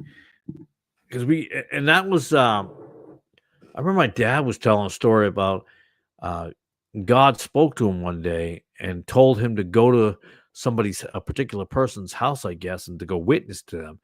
And he said it was a wonderful time. He got them to be born again, and they were laughing in the spirit and laughing. And I'm like, oh my goodness, that's just crazy demonic stuff. Um, but yeah, it's just that's some wild stuff but all of those people are nuts. I think Sid Roth had, along with Benny Hinn more so had very much an affinity for Catherine Kuhlman. So that really loved her stuff. I think Benny Hinn more idolized her than Sid Roth. Sid Roth, I think, was on her program at one point in time, if I remember correctly. Just a quiet Jewish guy. But see, I think he's replayed this or retold the story of Smith. What's his name? Smith Wigglesworth. Was that his name? Smith Wigglesworth. About when they had a dead baby and they kicked the baby to bring it back to life. Like, this is a wonderful thing. I'm like, this is. If you're on the Sid Roth show, out. You're done. You're not legit. I'm telling you right now. You are not legit at all. And Perry Stone's been on. Perry Stone's obviously not legit either. People fell for his stuff, though. Perry Stone is one of those guys who kind of, in my opinion, flew under the radar. He had a lot of more overtly obvious people, I guess you could say, with like Kenneth Hagin, Oral Roberts, the Kenneth Copelands of that time frame. Pat Robertson was not a good man either. That's going to get people mad, I know. But then you had, who are the other names I'm thinking of? You had Jim Baker, Jimmy Swaggart of the 80s. But they came down from a line of other people, too, like the Derek Princes and guys of that nature. What's that one? What is his name? There was one who used to be big in the 50s on tent meetings. I can't remember his name at all. Not William Branham. William Branham was another one, but not him. I can't remember. But he did before that, Todd guy did a whole leg thing, stretching thing. He also did that in the 50s. He did that whole like little leg trick there. That was so a lot of these guys learn from evil guys like that. But Smith, he's nuts. But Perry Stone was very low key, fluent because he's very smart. He knew so much about Israel, but Messianic Jew, big time Messianic Jew. All about all Jewish people. I think people have to understand, not all Jewish people. But Perry Stone was, yeah. But things have come out in the last few years about him. He's come more to the light. There's some sexual harassments. He uses foul language behind the scenes. So a lot of things like that. But a lot of men will expose themselves eventually. Some take longer than others. But you'll see, their fruits, so to speak. At certain there'll be things that seem odd, and when you see things that seem odd, maybe because there's something odd going on. At the end of the day, Benny Hinn. Wow, I can't believe you went to his church. Not you didn't go to his church. You went to one of to see that guy you were talking about, Nicky Cruz. Good story though. The crossing the switchblade is a good story. What is oh, now I lost it. He did the teen thing. David Wilkerson. What was it called? Because it came to my church one time when I was a kid. He did the teen group there. What is it called? Something teens? Christ for teens? Teens for Jesus? Teens something? Help me out. Brother Calvin, come on. What was that organization? He had that whole teen thing. Camps were big too. There were a lot of Christian camps. And I know we're thinking about Jim Baker and the Heritage Park and stuff like that, but there were a lot of Assemblies of God, which I went to. They had a lot of camps, and they were very much just like any other camp. I mean, except that you did go to services on Sunday morning and Sunday night at the big area. They were big, but they're done now. You don't see many of those anymore. That was a big time frame for that stuff. But what was the name? Teen USA? Teen? I don't know. But Dave Wilkerson had, because he was out of New York, if I remember. I think he had a church in Times Square. There's another guy who has it now, Carter something or other. I think his first name is Carter. He's got the took over that church down there. I think Jimmy Swaggart's son, Donnie Swaggart, right? Donnie Swaggart has his church. They never go away. And Jim Baker, of course, came back. They always recycle these guys back through. I think Donnie Swaggart took over the ministry of Jimmy Swaggart. I think it was a guy named Carter. Teen Challenge. That is it. Thank you. Wasn't it called the Teen Challenge? Yes. Teen Challenge. That's what it was. They were big when I was younger. Again, I was a kid in the 80s, so I was a teenager in the 80s. So I remember that. Teen Challenge was huge. I don't know if they exist anymore. I've never seen them. I've never heard of them again. I haven't heard from them. Heard about them, and I can literally say decades. It's got to be at least 20 years or so since I've seen a Teen Challenge. Oh, well, probably 30 years. Didn't Jim Baker get out of prison not too long ago? Yeah, he got out of prison. I don't know when he got out, what year, but he was back on TBN. He was back on, is it TBN or CBN? One of those. He came back and he was just back to being Jim Baker, really. Nothing's really changed except he looks different, obviously. He looks older. Got a new wife there. He was hawking survival food, I think, for a little bit. Like survival, like 30-year shelf life food, stuff like that. But he's just as lost as he ever was. He just came back to the ministry. He's no big deal. Back doing the same old stuff. He's obviously fake. I think his wife is dead. His first wife, the makeup queen there. What was her name? Tammy Lee, Tammy Lynn, Tammy Faye Baker. That's what it was. I think she died. I think she died of cancer or something like that. A long time ago, I think. I don't even know when she died, but she died a while back. But Jim Baker's still going. And he had that whole thing with the now Heritage Park. I did no, so that was for Pentecostals in the Assembly of God, probably all Pentecostals, but definitely in the Assemblies of God. That was the mecca for the kids. We all wanted to go there. It was like the Disney World for the Christian kids, so to speak. So everybody wanted to go to Heritage Park, and we were supposed to go. My mother said we were supposed to, but my dad backed out because he didn't believe we should pay for that much fun. So we never did go. It is what it is. But it's funny. I also went to the PTL ministry and Heritage. Oh, come on. Did you really? In the 70s. Man. Yeah, I grew up on all that. Jim Baker and all them, man. Oh, man. That was in the Pentecostal world. That was the creme de la creme, so to speak, of all that. Yeah, but I didn't get so that's from most of that's still there, the Heritage USA. I think it's Todd, whatever that guy is that kicks people in the face or whatever. He doesn't kick everybody in the face. Well, I forget what it's Todd something, not Todd White.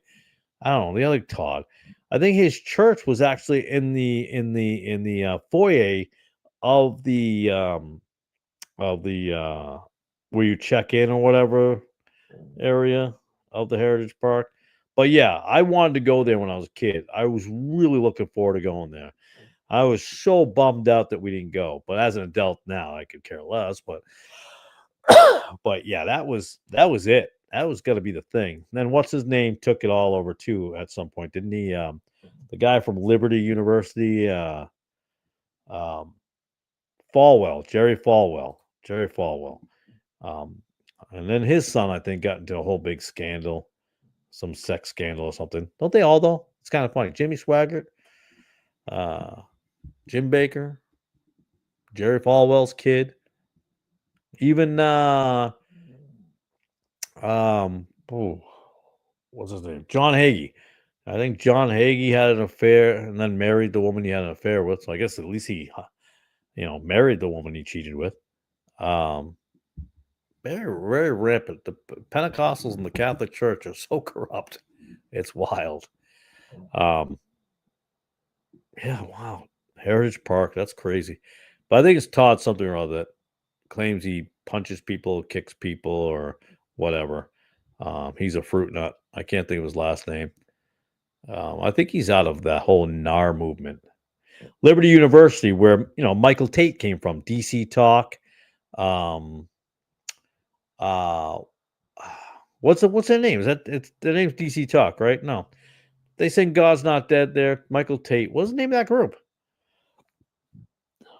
But I think y'all know who I'm talking about, and that whole scandal there. Then you had Chris Pine. No, was it Chris Tomlinson who had some sort of sexual affair? Then you have the Amy Grants and the out of there and all that. Bentley, that is the name. That is his name, Todd Bentley.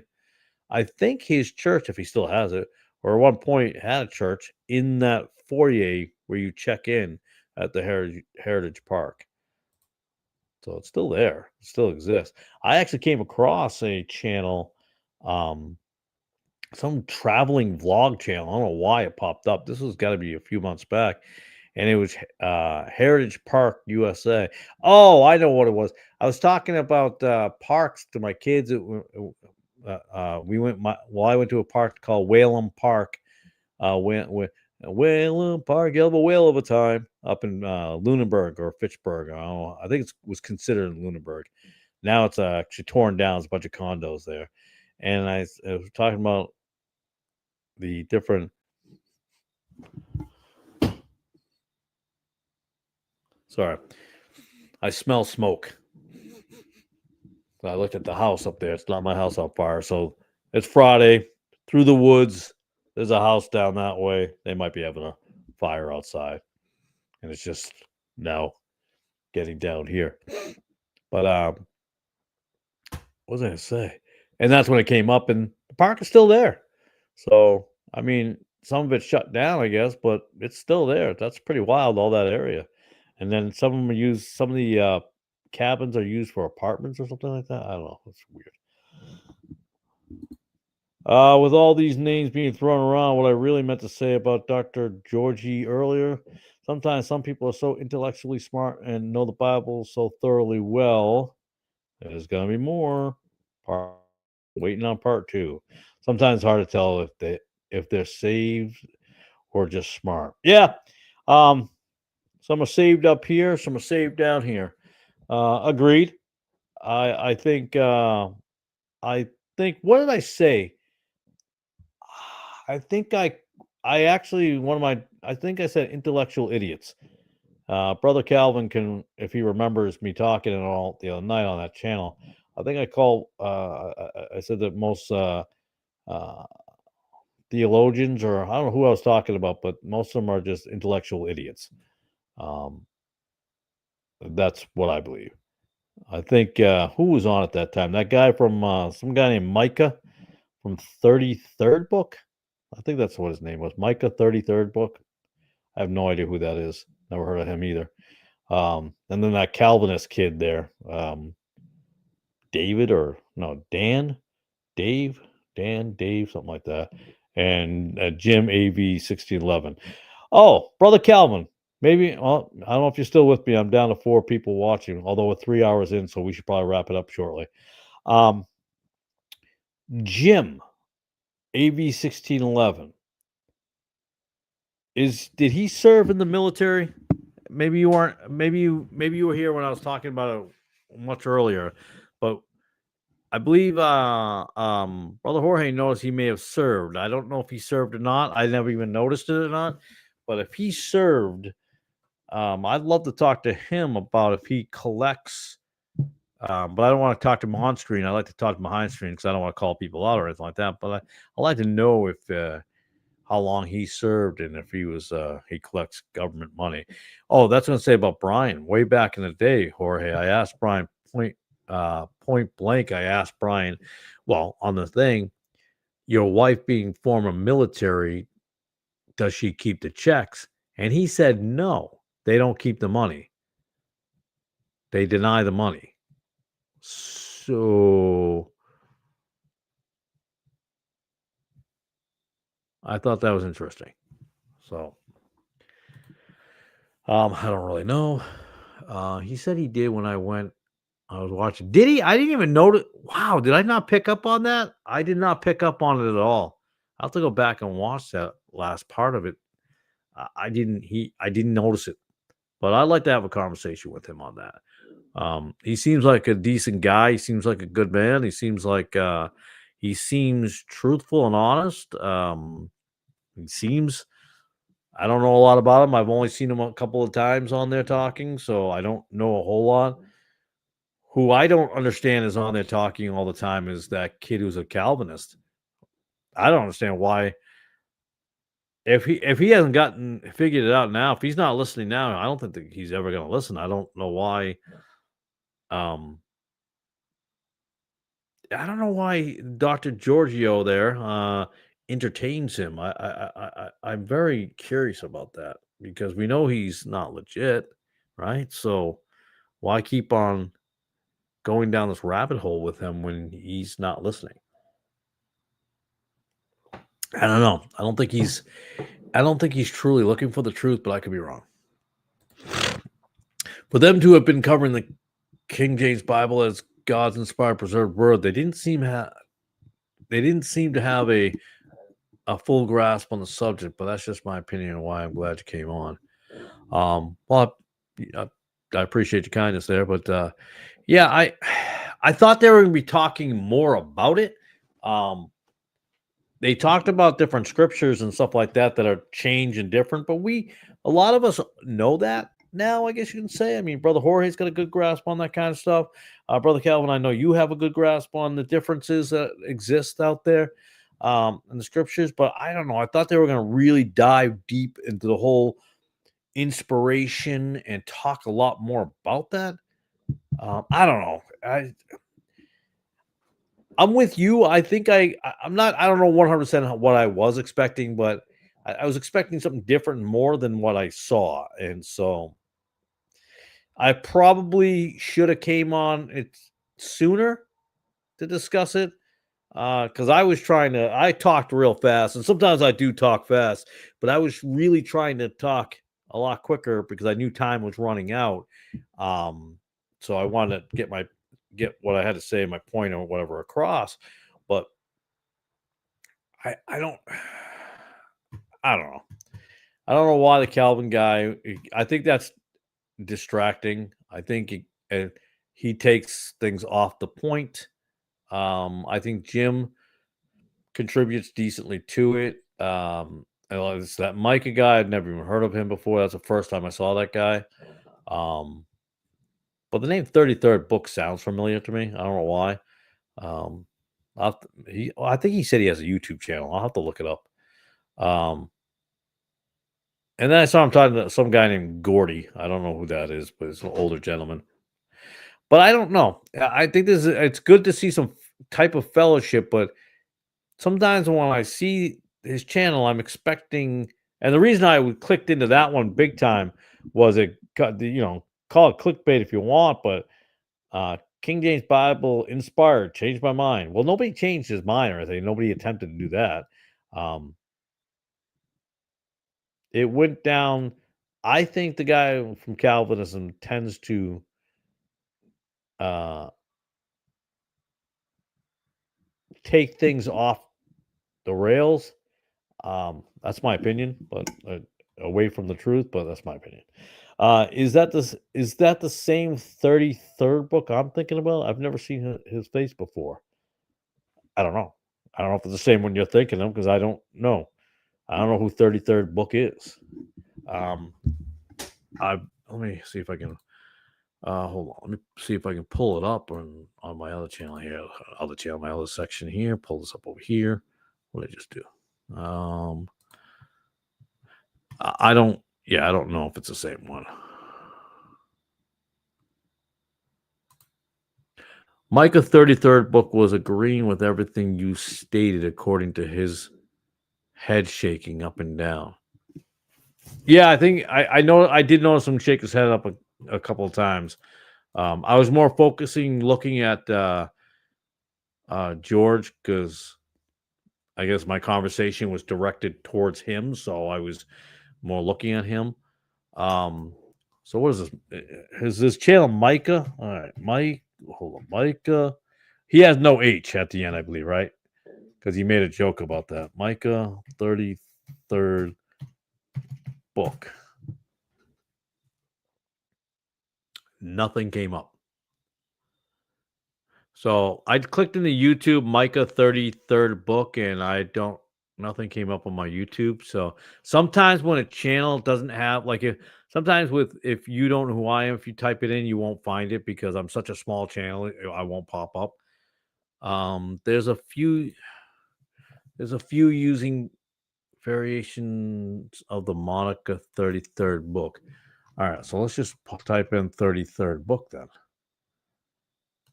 All right, let's take out Micah, put in 33rd book. And I'm not getting anything called 33rd book. Hold on a second. What is this? Freemason Secrets. That's somebody else. Not 33rd book. Hold on. What'd you put at 33rd? Oh, it looks like one word. All right, let's see if I put the 33rd book together. Let's see what I get here. Oh, okay. I got something now. 33rd book. Is that a picture of a lizard? Let's see. Whoop. Can you hear that in the background? Hold on. Let me mute this here. The sons of God saw the daughters of men that they were fair, and they. There we go. Okay. Lion like men. Well, he seems to. He's got 64 videos. Is he got like 1.75 subscribers? I don't know if you're subscribed to or not, Brother Calvin. Brother, I don't know if you are, but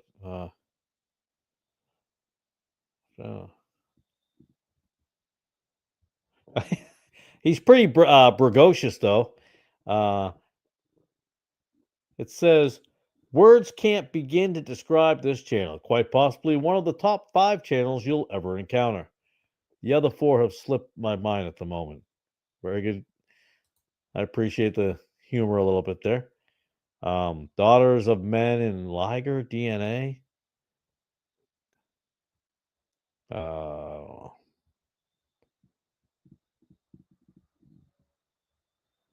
Oh, that was his voice. So that was him. Hold on here. Let me. Them wives of all which they chose. There were giants in the earth in those days, and also after that, when the sons of God came in unto the daughters of men, and they bare children to them. All right, so that sounds. Brother Calvin, does that sound like? Yeah, I just saw. Well, I just saw that. Wait, hold on. 33rd book brings up Freemasonry. Who would have thought? Yeah, I didn't even catch that. Good one. That's the 33rd book I know. All right, that's the voice you know. Did that sound like him, Calvin? I'm trying to look at his stuff here. Let's see. Paging Dr. Luke, Part 1. The Silly Septuagint. Well, I mean, it could be him. He's talking about the Septuagint. So, let's see. The 2 lines of manuscripts, Part 1. Okay, so yeah. Probably him. 1 point. He's made 64 videos. Let's see, when's his last video? You say he was. Oh, wow. Yeah, you're right, Jorge.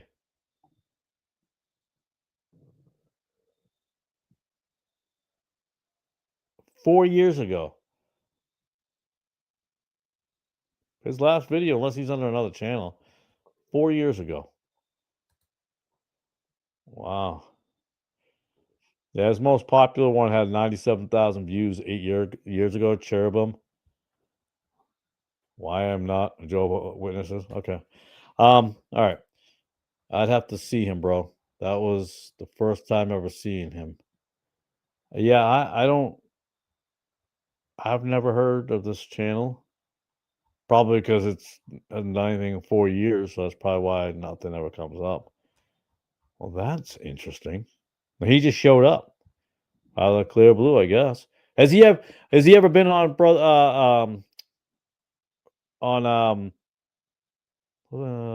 George? Has he ever been on there before? Yes, I wish he made more videos, but I doubt that's Micah 33rd book. Well, I mean, same type of material.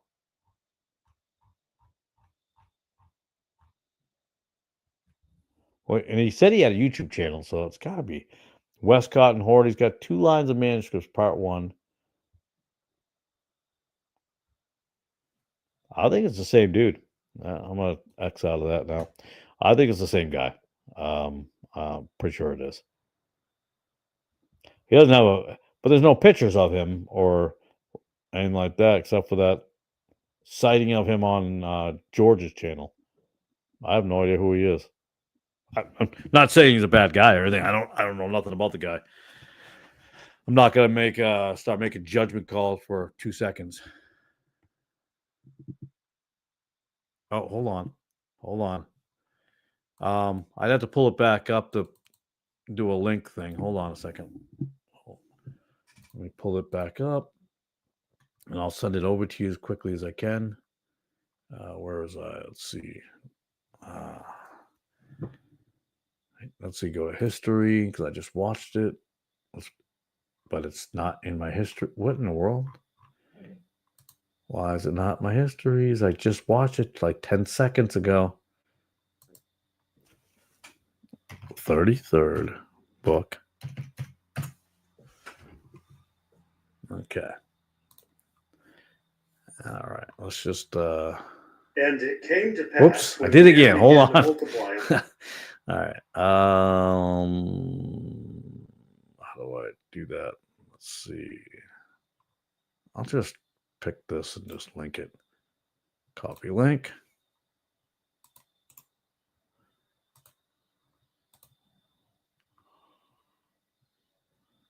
So hopefully that goes to that channel. All right. Delete that. Yeah, I don't know if that's him.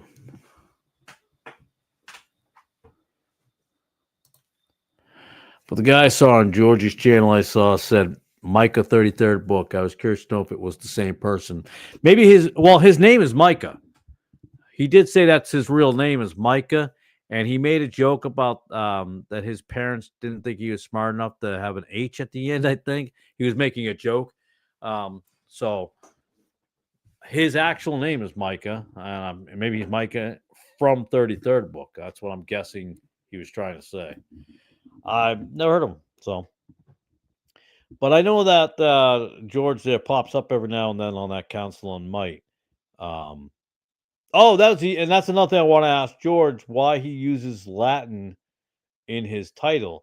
I'm not trying to be combative with him. I'm just curious about these little things because sometimes little things aren't little things and there's deeper meaning behind them. So eventually I had to have that conversation. Do you have like one of them those little voice analyzers you can put up to the thing and see if it's the same voice or not? It kind of actually sounds like him, but I'd have to go back. I'd have to listen to them both at the same time, but it does sound like him. So I had never heard of the guy until that night, and I just clicked on it to see the channel now, so I see the channel. So if I'm an investigative journalist, I think it's the same guy. That's what I think. That's my thought process on that. All right, guys, listen. It's 11:20 Eastern Standard Time. I got to get up tomorrow. Got some stuff to do tomorrow, as usual. Yeah, got too much stuff to do, I think. What do I got to do tomorrow? I just called them my ears, their voice. I just called them my ears, their voice now. All right. This is probably the longest I've been on yet. It was a good night, though. I'm glad. No Urban Force night, so I hope Brother David's doing well. So with that being said, I guess we're going to end this. 3 hours. What is going on? I'm getting these long ones. Yikes. Okay, so now I'm in a competition apparently with Nick there for the most hours being on here. Now that guy, he can spend some time. He can spend some time. All right. Brother Jorge, Brother Calvin, whoever else is watching. Thanks, man. I appreciate y'all coming tonight. I had a great time. As always, it's awesome to get together and talk for a little while. But Calvin, I will try and okay. The 2 lines teaching is a very short version of the whole, and I must say they're very good and on my channel. You do have some good stuff over there. I don't know, Brother Jorge, if you ever gone to Calvin's channel, but he's got different playlists of some things. Some stuff you'll find interesting. Some things you already know on there. But there's some pretty cool stuff on there. You get a chance. But I'm gonna try to Calvin. I'm gonna try to. I think I'll try to interject more on that channel, on George's channel, and have more conversation. I don't want to have too long conversations with them, like an hour and a half, but I think I'll make the attempt to, yeah, we'll see what happens. I have tried looking for the whole video. Oh, wait, I think that's what Brother Calvin is saying. Brother Calvin, you have the whole video? That's what it looks like. Live teaching is a very short version of the whole, and I must say they're very good and on my channel. Are you saying you got the whole on your channel? Because if you do, Jorge, head on over to that channel, his channel. Oh, look at that. Yes. Cool. Click over there. And I'll have to listen to it when I get a chance. Because obviously I'm subscribed to your channel, Calvin. So I'll definitely give it a look-see. I haven't actually watched anything on your channel a little bit. The last thing I think I watched was Brian Moonen, I think. A guy named Brian Moonen, I think is his name. I watched something from him. Something to do with witchcraft or something like that. I know that I watched something, some girl on witchcraft or something like that. I don't know. There are 2. The next is Paging Dr. Luke. Dr. Luke. Luke was a physician. So remember, he was a physician, not a doctor of law, a doctor of philosophy. He was an actual physician. Gave him some alcohol for his stomach problems. He fixed stomach issues. But yeah. All right. Oh, Dr. Lukey. Oh boy, here we go. You're adding these little names at the end. Dr. Lukey's, the Georgie. Feel bad, George. We're not mocking you, George. I'm sorry. But I will try and have conversation with George Antonios there, because I'd like to have a conversation with him to ask him questions with civility and not some sort of attack mode. I don't want him to try to get all jumpy and skittish and start getting no and feel like he's in a corner or something like that. That's not my intent, but I think, I don't know, some things should be asked that they're not asked. We'll see what his next topic is when it comes out. We'll see. All right, guys. I'm gonna hang up here. 3.5 hours. My goodness, 3 hours and 25 minutes. All right, guys. I will talk to you at another point in time. So he's all right. I have watched Paging Dr. Luke. I guess I just wanted more. Okay. I haven't watched any of it. I've never watched this guy ever, his 33rd book, but I will give a look-see. I'll check him out and see what he's got going on there. More than happy to listen to him. David Cloud's the other one. Again, does David Cloud have a YouTube channel? Let's find out. Because I better do that, put it up now, because if I don't, I'll forget. David Cloud. Is it David W. Cloud Way of Life Literature? I think that's it. So I'm going to hit the subscribe button. That way I can remember to watch him. Huh. So I'm not kidding you. So if you scroll down 1, 2, 3, 4 videos, fourth and fifth video down, ready? The fourth one is David Cloud and his false teachings by Steven Anderson. Is repentance part of the gospel? Steven Anderson versus David Cloud. I don't know who David Cloud is. Yikes. All right. Where am I? Whoops, wrong button here. All right, gentlemen. Now I'm going to hang up. Hit the end stream button. I am exhausted. 3.5 hours in. I'm tired. Got to get into the house, get some rest, get up in the morning. Went to rub my eye, but my glasses were in my way. All right. Yes, way of life. God bless and Godspeed, brothers. And to you the same, brother. All right. Good night, gentlemen. I'll talk to you later. God bless, buddy.